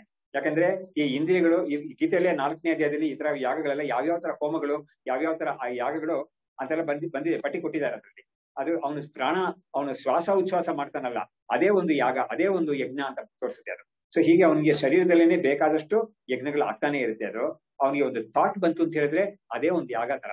ಒಂದು ಅಗ್ನಿಕುಂಡದಲ್ಲಿ, ಒಂದು ಜ್ಞಾನ ಅಂತ ಒಂದು ಅಗ್ನಿಕುಂಡದಲ್ಲಿ ಚಿದಗ್ನಿಕುಂಡ ಸಂಭೂತ ಅಂತಾನೆ ಇದೆಯಲ್ಲ ದೇವಿಗೆ. ಹೀಗೆ ಅವ್ನು ಯಾವುದೇ ಮಾಡಿದ್ರು ಕೂಡ ಅದೊಂದು ಯಾಗವಾಗಿ ಪರಿಣಾಮ ಆಗುತ್ತೆ ಅದು ಅಂತ. ಸೊ ಹೀಗೆ ಅವನ ಶರೀರವೇ, ಅವನ ಜೀವನವೇ ಯಾಗ ತರ ಇರುತ್ತೆ ಅದು. ಆದ್ರಿಂದ ಇವನಿಗೆ ಹೊರಗಡೆ ಒಂದು ಯಾಗ ಅನ್ನೋದು ಅವನಿಗೆ ಬೇಕಿರಲ್ಲ ಅಂತ. ಯಾಕೆಂದ್ರೆ ನೋಡಿ, ಹೊರಗಡೆ ಯಾಗ ಅನ್ನೋದು ತುಂಬಾ ಖರ್ಚಾಗೋದದು. ಇವನು ಯಾವ್ದು ಖರ್ಚು ಬಿಟ್ಬಿಟ್ಟು ಬಂದಿದ್ದಾನೆ. ಇವನ್ ತಿರ್ಗಾ ನಾನು ಇಂಥ ಯಾಗಗಳೆಲ್ಲ ಮಾಡ್ತೀನಿ, ಡೊನೇಷನ್ ಕೊಡಿ ನೀವೆಲ್ಲ ಕೇಳಿದ್ರೆ ಅದ್ರಲ್ಲಿ ತುಂಬಾ ಪ್ರಾಬ್ಲಮ್ಸ್ ಎಲ್ಲ ಬರುತ್ತೆ ಅದ್ರಲ್ಲಿ. ಇವನು ಸರಿಯಾಗಿ ಅದನ್ನ ತಗೊಂಡ ಇವನು ತುಂಬಾ ಒತ್ತಾಯ ಮಾಡ್ತಾ ಇದ್ದಾನೆ ಅಂತ ಕೆಲವರು ಇವನ್ ಮೇಲೆ ಪೇಚಾಡ್ತಾರೆ. ಆಮೇಲೆ ಇವನ್ ಮೇಲೆ ಇವನು ಮೋಸ ಮಾಡಿದೆ, ಸ್ವಿಂಡಲ್ ಮಾಡಿದ್ದಾನೆ ಅಂತೆಲ್ಲ ಹೇಳ್ತಾರೆ. ಇದೆಲ್ಲ ಮಾಡದೆ ಇವನು ಆರಾಮಾಗಿ ಇವನು ಎಲ್ಲಿ ಕೂತ್ಕೊಂಡಿದ್ದಾನೋ ಅಲ್ಲೇ ಇವನ್ಗೆ ಯಾಗ ನಡೀತಾ ಇರುತ್ತೆ. ಆರಾಮಾಗಿ ಇವನು ಯಾರಿಗೂ ತೊಂದರೆ ಕೊಡೋದೇ ಇಲ್ಲ. ಆ ರೀತಿ ಅವನು ಇರ್ತಾನೆ. ಹೀಗೆ ಅವನ ಜೀವನವೇ ಯಾಗವಾಗಿರುತ್ತೆ ಅದು. ಅದ್ ಹೇಳ್ಬಿಟ್ಟು ಒಂದು ಕೊನೆಯಲ್ಲಿ ಒಂದು ಸೇರಿಸಿದ್ದಾರೆ ಇವರು, ಯೋಗಿ ಸೇವಕಃ ಅಂತ. ಇವನ್ ಮುಕ್ತಿ ಹೊಂದ್ತಾನೆ. ಇವನ್ ಜೊತೆಗೆ ಯಾರು ಮುಕ್ತಿ ಹೋಗ್ತಾರೆ ಅಂತ ಹೇಳಿದ್ರೆ ಅವನಿಗೆ ಸೇವೆ ಮಾಡಿದಾರಲ್ಲ ಅವ್ರಿಗೂ ಕೂಡ ಮುಕ್ತಿ ಅಂತ ಹೇಳಿದ್ರು. ಹಾಗಾದ್ರೆ ಏನಾಯ್ತು, ಇಂಥ ಒಂದು ಮಹಾತ್ಮರನ್ನ ಸೇವೆ ಮಾಡೋದು ಅನ್ನೋದು ಅಷ್ಟೊಂದು ಪುಣ್ಯಕರವಾದ ಒಂದು ಕೆಲಸ ಅದು. ಹಾಗಾಗಿ ಅವ್ರಿಗೆ ಯಾವುದೇ ರೀತಿಯಲ್ಲಾದ್ರೂ ಒಂದು ಸೇವೆ ಮಾಡ್ಕೊಡೋದು ಅಂತ ಹೇಳಿದ್ರೆ ಅದು ಆ ಮಾಡಿದವ್ರಿಗೆ ಅಷ್ಟೊಂದು ಪುಣ್ಯ ಬರುತ್ತೆ ಅದರಿಂದ. ಸೊ ಅದಕ್ಕೆ ಹೇಳ್ತಾ ಇದ್ದಾರೆ ಯೋಗಿ ಸೇವಕಃ ಅಂತ, ಅವನಿಗೂ ಕೂಡ ಮುಕ್ತಿ ಬರುತ್ತೆ ಇದಂತೆ ಅಂತ. ಆಮೇಲೆ ನೆಕ್ಸ್ಟ್ ಹೇಳ್ತಾ ಇದ್ದಾರೆ, ಸಚ ಉತ್ತರಾಯಣೆ ಪ್ರೇತಃ ಆದಿತ್ಯಂ ಪ್ರಾಪ್ಯ ಮುಚ್ಯತೆ, ಅಯನೇ ದಕ್ಷಿಣೆ ಪ್ರೇತಃ ಚಂದ್ರಂ ಪ್ರಾಪ್ಯ ನ ಮುಚ್ಯತೆ ಅಂತ ಒಂದು ಗೀತೆಯಲ್ಲಿ 8ನೇ ಅಧ್ಯಾಯದಲ್ಲಿ ಹೇಳಿದಾರಲ್ಲ, ಅದರಲ್ಲಿ ಆ ಒಂದು ವಿಷಯವನ್ನ ಹೇಳ್ತಾ ಇದ್ದಾರೆ. ಅಂದ್ರೆ ಏನಂದ್ರೆ ಶಾಸ್ತ್ರದಲ್ಲಿ ಏನಿದೆ ಅಂದ್ರೆ ಉಪಾಸಕರಾಗಿದ್ದಾರಲ್ಲ, ಉಪಾಸಕರಿಗೆ ಈ ವಿಷಯ ಹೇಳಿರೋದು ಉಪಾಸಕರ ವಿಷಯಕ್ಕೆ ಹೇಳಿರೋದು. ಅವರು ಉತ್ತರಾಯಣ ದಕ್ಷಿಣಾಯನ ಅಂತ ನಾವು ಹೇಳ್ತೀವಲ್ಲ, ಆ ಕಾಲದಲ್ಲಿ ತೀರ್ಕೊಂಡ್ರೆ ಅವ್ರಿಗೆ ಉತ್ತರಾಯಣದಲ್ಲಿ ತೀರ್ಕೊಂಡ್ರೆ ಅವ್ರಿಗೆ ಇದು ಒಳ್ಳೇದಾಗುತ್ತೆ, ಸದ್ಗತಿ ಸಿಗುತ್ತೆ. ದಕ್ಷಿಣದಲ್ಲಿ ತೀರ್ಕೊಂಡ್ರೆ ಅವ್ರಿಗೆ ಸದ್ಗತಿ ಇಲ್ಲ ಅಂತ ನಾವು ಹೇಳ್ತೀವಿ ಲೋಕದಲ್ಲಿ. ಬಟ್ ಆಕ್ಚುಲಿ ಆತರ ಅರ್ಥ ಅಲ್ಲ ಅದು. ಉತ್ತರಾಯಣ ದಕ್ಷಿಣಾಯನ ಅನ್ನೋದಕ್ಕೆ ಬೇರೆ ಅರ್ಥ ಇದೆ ಅದಕ್ಕೆ. ಅಂದ್ರೆ ಈ ಒಂದು ಪಾತ್ ಅಂತ ಹೇಳ್ತೀವಲ್ಲ ನಾವು, ಇಲ್ಲಿಂದ ಈ ಶರೀರ ಸೂಕ್ಷ್ಮ ಶರೀರ, ಈ ಶರೀರವನ್ನು ಬಿಟ್ಟು ಸೂಕ್ಷ್ಮ ಶರೀರ ಹೊರಗಡೆ ಹೋಗುತ್ತೆ ತೀರ್ಕೊಂಡಾಗ ಒಬ್ಬ. ಆ ತೀರ್ಕೊಂಡು ಅದು ಹೋಗುವಾಗ ಯಾವ ದಾರಿಯಲ್ಲಿ ಹೋಗುತ್ತೆ ಅಂತ ಒಂದು ಶಾಸ್ತ್ರದಲ್ಲಿ ಹೇಳಿದ್ದಾರೆ. ಅಂದ್ರೆ ಅವ್ನು ಏನ್ ಕರ್ಮ ಮಾಡಿರ್ತಾನೋ ಅದಕ್ಕೆ ತಕ್ಕನಾಗಿರೋ ಒಂದು ದಾರಿ ಹಿಡ್ಕೊಂಡು ಅದು ಹೋಗುತ್ತೆ. ಅದು ಅವನು ತುಂಬಾ ಪುಣ್ಯ ಕರ್ಮವೇ ಮಾಡಿದ್ರೆ, ಅದು ಪುಣ್ಯ ಕರ್ಮದಲ್ಲಿ 2 ಬಗೆ ಇದೆ. ಅದು ಒಂದು ಜಾಸ್ತಿ ಕರ್ಮಗಳು ಮಾತ್ರ, ಇನ್ನೊಂದು ಜಾಸ್ತಿ ಉಪಾಸನೆ ಮಾತ್ರ ಅಂತ. ಸೊ ಉಪಾಸನೆ ಜಾಸ್ತಿ ಮಾಡಿದವನಾಗಿದ್ರೆ ಅವನು ಬ್ರಹ್ಮಲೋಕ ಕೊಟ್ಟೋಗ್ತಾನೆ. ಬೇರೆ ಸಾಮಾನ್ಯ ಪುಣ್ಯ ಕರ್ಮ ಮಾತ್ರ ಮಾಡಿದ್ದಾನೆ ಅಂತ ಹೇಳಿದ್ರೆ ಅವನು ಪಿತೃಲೋಕ ಇಂಥದಕ್ಕೆಲ್ಲ ಹೋಗ್ಬಿಟ್ಟು ಅಲ್ಲಿ ಸ್ವರ್ಗಲೋಕ, ಅದಕ್ಕೆ ಪಿತೃಲೋಕ ಅನ್ನೋದು ಸ್ವರ್ಗಲೋಕಕ್ಕೂ ಉಪಲಕ್ಷಣ. ಅದು ಅಲ್ಲಿಗೆಲ್ಲ ಹೋಗಿ ಅವನು ಭೋಗವೆಲ್ಲ ಅನುಭವಿಸೋದು ಮತ್ತೆ ಬರ್ತಾನೆ, ಮತ್ತೆ ಬಂದು ಇಲ್ಲಿ ಜನ್ಮ ತಗೊಳ್ತಾನ ಅವನು. ಆದ್ರೆ ಈ ತುಂಬಾ ಉಪಾಸನೆ ಮಾಡಿದಾನಲ್ಲ ಅವನಿಗೆ ಮಾತ್ರ ಬ್ರಹ್ಮಲೋಕಕ್ಕೆ ಹೋಗ್ತಾನ ಅವನು. ಅಲ್ಲಿ ಹೋಗಿ ಅವನು ಜ್ಞಾನಿಯಾಗಿ ಅಲ್ಲಿ ಅವನ ಜ್ಞಾನವನ್ನು ಪಡ್ಕೊಂಡು ಆಮೇಲೆ ಅಲ್ಲಿ ಆ ಬ್ರಹ್ಮಲೋಕ ಅನ್ನೋದು ಒಂದು ಮಹಾಪ್ರಲಯದಲ್ಲಿ ಅದು ನಾಶವಾಗುವಾಗ ಇವನಿಗೆ ಮತ್ತು ಆ ಬ್ರಹ್ಮಲೋಕದಲ್ಲಿರೋ ಅಷ್ಟು ಜನಕ್ಕೂ ಯಾರ್ಯಾರು ಜ್ಞಾನಿಯಾಗಿದ್ದಾರೋ ಅವರೆಲ್ಲರಿಗೂ ಕೂಡ ವಿದೇಹ ಮುಕ್ತಿ ಅಂತ ಸಿಗುತ್ತೆ ಅವನಿಗೆ. ಈ ತರ ಒಂದು ಕ್ರಮವನ್ನ ಕ್ರಮಮುಕ್ತಿ ಅಂತ ಹೇಳಿದ್ದಾರೆ. ಅದನ್ನ ಹೇಳಕ್ ಬಂದಿರೋ ಇದು. ಆ ಒಂದು ಬ್ರಹ್ಮಲೋಕಕ್ಕೆ ಹೋಗದೆ ಇದ್ದವನು ಏನಾಗುತ್ತೆ ಅಂದ್ರೆ ಅಂತ ಕರ್ಮ ಮಾಡದೆ, ಅಂತ ಉಪಾಸನೆ ಮಾಡದೇ ಇರೋನಿಗೆ ಅವನು ಪಿತೃಲೋಕ ಅಂತದಕ್ಕೆಲ್ಲ ಹೋಗಿ ಅವನು ವಾಪಸ್ ಬಿಡ್ತಾನೆ ಅಂತ. ಅವಾಗ ಅಂತ ಅವನಿಗೆ ಮುಕ್ತಿ ಇರೋಲ್ಲ. ಪ್ಲಸ್ ಅಂತ ಈ ಉಪಾಸನೆ ಮಾಡಿ ಅಲ್ಲಿಗೆ ಹೋಗಿರ್ತಾನಲ್ಲ ಅವ್ನಿಗೆ ಮಾತ್ರ ಮುಕ್ತಿ ಅನ್ನೋದನ್ನ ಈ ಶ್ಲೋಕದಿಂದ ನಾವು ಈಗ ಅರ್ಥ ಮಾಡ್ಕೋಬೇಕು ಅಂತ ಅವರು ವ್ಯಾಖ್ಯಾನದಲ್ಲಿ ತೋರಿಸಿದರು. ಇವಾಗ ಕೊನೆಯ ಶ್ಲೋಕ ತೈತಿರೀಯದಲ್ಲಿ, ತೈತಿರೀಯಕ ವಿದ್ಯಾಯಾಹ ಪ್ರಕಾಶೇನ ಉಪಸೇವಿನಃ ಬುಭುತ್ಸೂನ್ ಅನುಗೃಹಾತು ವಿದ್ಯಾತೀರ್ಥ ಮಹೇಶ್ವರ ಅಂತ ಇವರು ತಮ್ಮ ಗುರು ವಿದ್ಯಾರಣ್ಯರ ಗುರು ವಿದ್ಯಾತೀರ್ಥರು ಅಂತ ಅವರ ಗುರುವನ್ನ ಇವರು ಒಂದು ಸ್ಮರಣೆ ಮಾಡಿಕೊಂಡು ಮುಗಿಸ್ತಾ ಇದ್ದಾರೆ ಅಧ್ಯಾಯವನ್ನ. ಇವರು ಈ ಗ್ರಂಥದಲ್ಲಿ ಅಧ್ಯಾಯವನ್ನ ಮುಗಿಸೋವಾಗ ಈ ತರ ವಿದ್ಯಾತೀರ್ಥರನ್ನ ಸ್ಮರಣೆ ಮಾಡ್ಕೊಂಡು, ಅದು ಏನು ಆ ವಿದ್ಯಾತೀರ್ಥರನ್ನ ಸಾಮಾನ್ಯ ಮನುಷ್ಯ ಅಂತ ನೋಡ್ಲಿಲ್ಲ ಇವರು. ಈಶ್ವರ ಮಹೇಶ್ವರ ಪರಮಾತ್ಮನೇ ವಿದ್ಯಾತೀರ್ಥರು ನಮ್ಮ ಗುರುಗಳಾಗಿ ಬಂದಿರೋರು, ಅವರು ಎಲ್ಲರಿಗೂ ಅನುಗ್ರಹ ಮಾಡ್ಲಿ ಅಂತ ಹೇಳ್ತಾ ಇದ್ದಾರೆ. ಈ ಗ್ರಂಥವನ್ನ ನಾನು ಮಾಡಿದ್ದೀನಿ. ಈ ಗ್ರಂಥದಲ್ಲಿ ಹೇಳಿರೋ ವಿಷಯಗಳನ್ನೆಲ್ಲ ಯಾರು ಅನುಸಂಧಾನ ಮಾಡಿ ಅವರಿಗೆ ಅವರು ಈ ಒಂದು ವಿದ್ಯಾರ್ಥಿಗಳಿಗೆ ಮುಂಚೆ ಅವರು ವಿದ್ಯಾತೀರ್ಥರು ಅಂತ ಇದ್ದವರು. ನೋಡಿ ನಮ್ಮ ಪರಂಪರೆಯಲ್ಲಿ ಈ ವಿದ್ಯಾತೀರ್ಥ ವಿದ್ಯಾರಣ್ಯ ಅಂತ ಹೆಸರುಗಳ ವಿದ್ಯಾರಣ್ಯ ಜಾಸ್ತಿ ಬಂದಿಲ್ಲ, ರಿಪೀಟ್ ಆಗ್ತಾ ಇರುತ್ತೆ. ಚಂದ್ರಶೇಖರ ಅನ್ನೋದು ಇಂಥದೆಲ್ಲ ಆಗ್ತಾ ಇರುತ್ತೆ. ನರಸಿಂಹ ಭಾರತಿ ಅನ್ನೋದು, ಭಾರತಿ ತೀರ್ಥ ಅನ್ನೋದೆಲ್ಲ ಬರ್ತಾ ಇರುತ್ತೆ. ಸೊ ಹೀಗೆ ವಿದ್ಯಾರಣ್ಯರು ವಿದ್ಯಾತೀರ್ಥರು ಅಂತ ಇದ್ದಿದ್ದಾರೆ ಮುಂಚೆ. ವಿದ್ಯಾಶಂಕರರು ಕೂಡ ಇದ್ದಿದ್ದಾರೆ. ಸೊ ಈಗೆಲ್ಲ ಬೇರೆ ಬೇರೆ ಆಚಾರ್ಯರು ಇದ್ದಿದ್ದಾರೆ. ಸೊ ಇವಾಗ ಇವರು ಏನ್ ಮಾಡ್ತಾ ಇದ್ದಾರೆ, ತಮ್ಮ ಗುರುವನ್ನ ಒಂದು ಸ್ಮರಣೆ ಮಾಡ್ಕೊಂಡು ಅವರು ಈ ಒಂದು ತೈತಿರೀಯಕ ವಿದ್ಯಾಯಾಹ ಪ್ರಕಾಶೇನ ಉಪಸೇವಿನಃ, ಈ ಒಂದು ವಿದ್ಯೆ ನಾನು ಏನು ಬರ್ತಿದ್ದೀನೋ ಇಲ್ಲಿ ಅದನ್ನ ಯಾರು ಅನುಸಂಧಾನ ಮಾಡಿ ಅದರಿಂದ ಏನು ಉಪಯೋಗ ಪಡ್ಕೊಳ್ತಾರೋ ಅವ್ರಿಗೆ ಅದು ಸಿದ್ಧಿ ಆಗ್ಲಿ, ಅದಕ್ಕೆ ನಮ್ಮ ಗುರುಗಳು ಈಶ್ವರ ಅನುಗ್ರಹ ಮಾಡ್ಲಿ ಅಂತ. ಯಾವ ಈಶ್ವರ ಅಂತ ಹೇಳಿದ್ರೆ ನಮ್ಮ ಗುರುಗಳಾಗಿ ಬಂದಿರೋ ಈಶ್ವರ ಅನುಗ್ರಹ ಮಾಡ್ಲಿ ಅಂತ ವಿದ್ಯಾತೀರ್ಥ ಮಹೇಶ್ವರ ಅಂತ ಹೇಳ್ಬಿಟ್ಟು ಅವ್ರಿಗೆ ಅನುಗ್ರಹ ಮಾಡ್ಲಿ ಅಂತ ಒಂದು ಪ್ರಾರ್ಥನೆಯಿಂದ ಇವರು ಈ ತೈತಿರೀಯ ಉಪನಿಷತ್ತನ್ನ ಮುಗಿಸ್ತಾ ಇದ್ದಾರೆ. ಸೊ ಇವಾಗ ನಾವು ಈ ತೈತಿರೀಯ ಉಪನಿಷತ್ ಭಾಗವನ್ನ ಶಂಕರಾಚಾರ್ಯರ ಭಾಷೆ ಇಟ್ಕೊಂಡು ಪೂರ್ತಿ ಓದ್ದೇ ಹೋದ್ರು ಕೂಡ ಇವರು ಆ ಉಪನಿಷತ್ತಿನ ಒಂದು ಸಾರವನ್ನ ಇವರು ನಮ್ಗೆ ಈ ತರ ಶ್ಲೋಕಗಳಲ್ಲಿ ಹೇಳ್ಕೊಟ್ಟಿದ್ದಾರೆ. ಭಾಷ್ಯವನ್ನ ಒಂದೊಂದು ವಾಕ್ಯವನ್ನು ಆದ್ರೆ ಹೇಳಿಲ್ಲ, ಆದ್ರೆ ಅಲ್ಲಿ ಹೇಳಿರೋ ಸಾರವನ್ನ ಇವರು ತೋರಿಸ್ಕೊಟ್ಟಿದ್ದಾರೆ. ಇದರಲ್ಲಿ ತುಂಬಾ ಸುಂದರವಾಗಿ ಮಾಡಿಕೊಟ್ಟಿದ್ದಾರೆ ಇವರು. ಸೊ ಇದಾದ್ಮೇಲೆ ಟೈಮ್ ಇರ್ತಿದ್ದೇನು. ಇದಾದ್ಮೇಲೆ ನಾವು ಚಾಂದೋಗ್ಯ ಉಪನಿಷತ್ ತಗೊಳ್ಳೋಣ ಅಂತ ಇದ್ರ ಪಕ್ಕದಲ್ಲೇ ಬಂದಿದೆ, ಈಗ ಇದ್ರ ಪಕ್ಕದಲ್ಲೇ ಇದೆ ಅದು. ಅದರಿಂದ ನಾನು ಚಾಂದೋಗ್ಯ ಉಪನಿಷತ್ ಇದನ್ನ ನಾವು ಪ್ರಾರಂಭ ಮಾಡೋಣ ಇವತ್ತು. ಚಾಂದೋಗ್ಯ ಉಪನಿಷತ್ತು ಅದರಲ್ಲಿ ಯಾವುದು ಅಂದ್ರೆ ಇದು ಶ್ವೇತಕೇತು ಭಾಗ, ಅಂದ್ರೆ ತತ್ವಮಸಿ ಅಂತ ಬರುತ್ತಲ್ಲ, ಈ ಭಾಗ ಚಾಂದೋಗ್ಯ ಉಪನಿಷತ್ತಲ್ಲಿರೋ ಅಧ್ಯಾಯ. ಈ ಅಧ್ಯಾಯವನ್ನ ಅವರು ಈ ಒಂದು ಅಧ್ಯಾಯದಲ್ಲಿ ಅವರು ಸಂಗ್ರಹ ಮಾಡಿ ತೋರಿಸ್ತಾ ಇದ್ದಾರೆ. ಚಾಂದೋಗ್ಯ ಉಪನಿಷತ್ತಲ್ಲಿ ಬೇಕಾದಷ್ಟು ಅಧ್ಯಾಯ ಇದೆ. ಇಲ್ಲ ತೈತ್ರಿಯ ಇಲ್ಲ ಅಹಂ ಬ್ರಹ್ಮಾಸ್ಮಿ ಅಂತ ಮಹಾವಾಕ್ಯ ಯಜುರ್ವೇದಕ್ಕೆ ಸೇರಿದ್ದು. ಅದು ಬೃಹದಾರಣ್ಯಕ ಉಪನಿಷತ್ತಲ್ಲಿ ಬರುತ್ತೆ. ಅದು ಬೃಹದಾರಣ್ಯಕ ಉಪನಿಷತ್ತು ಶುಕ್ಲ ಯಜುರ್ವೇದ ಅಂತ ಇರೋದು. ತೈತ್ರಿಯ ಉಪನಿಷತ್ತು ಕೃಷ್ಣ ಯಜುರ್ವೇದ. ಆದ್ರೆ ಇದರಲ್ಲಿ ಮಹಾವಾಕ್ಯ ಅಂತ ಮಹಾವಾಕ್ಯ ಇಲ್ಲ ಇದರಲ್ಲಿ. ತೈತ್ರಿಯದಲ್ಲಿ ಇದೆ. ಯಾವ್ದು ಅಂತ ಹೇಳಿದ್ರೆ ಸ ಯಶ್ಚಾಯಂ ಪುರುಷೇ ಯಶ್ಚಾಸ ಆದಿತ್ಯೇ ಸ ಏಕಃ ಸ ಏವಂ ವಿತ್ ಅಂತ ಬರುತ್ತೆ. ಇಲ್ಲ ಇದ್ರಲ್ಲಿ ಬಂದಿರಲಿಲ್ಲ. ಇದ್ರಲ್ಲಿ ತತ್ವಮಸಿ ಅಂತ ಬಂದಿರಲಿಲ್ಲ. ಪ್ರಸಂಗವಶಾತ್ ಏನಾದ್ರು ಬಂದಿರಬಹುದು ಅಷ್ಟೇ ಹೊರತು ತತ್ವಮಸಿ ಅನ್ನೋದು ಅದ್ರಲ್ಲಿ ಬಂದಿರೋ ಇದು ಮಹಾವಾಕ್ಯ ಅಲ್ಲ. ಅದು ತತ್ವಮಸಿ ಅನ್ನೋದು ಬರೋದು ಈ ಚಾಂದೋಗ್ಯ ಉಪನಿಷತ್ತಲ್ಲೇ ತತ್ವಮಸಿ ಅಂತ ಬರೋದು. ಹಾಗಾಗಿ ಅದನ್ನ ಇವರು ಮಾಡಿದ್ದಾರೆ. ಅದನ್ನ ನಾವು ಇವಾಗ ಪ್ರಾರಂಭ ಮಾಡೋಣ. ಇವಾಗ ಏನ್ ಮಾಡ್ತಾರೆ, ಪ್ರಾರಂಭದಲ್ಲೇನೆ ಚಾಂದೋಗ್ಯೇ ಶ್ವೇತಕೇತುರ್ಯಾಂ ಆರುಣೇ ಲಬ್ಧವಾನ್ ಇಮಾಂ ಬ್ರಹ್ಮ ವಿದ್ಯಾಂ ಸಂಗ್ರಹೇಣ ವಕ್ಷ್ಯೇಹಂ ಸುಖಬೋಧಯೇ.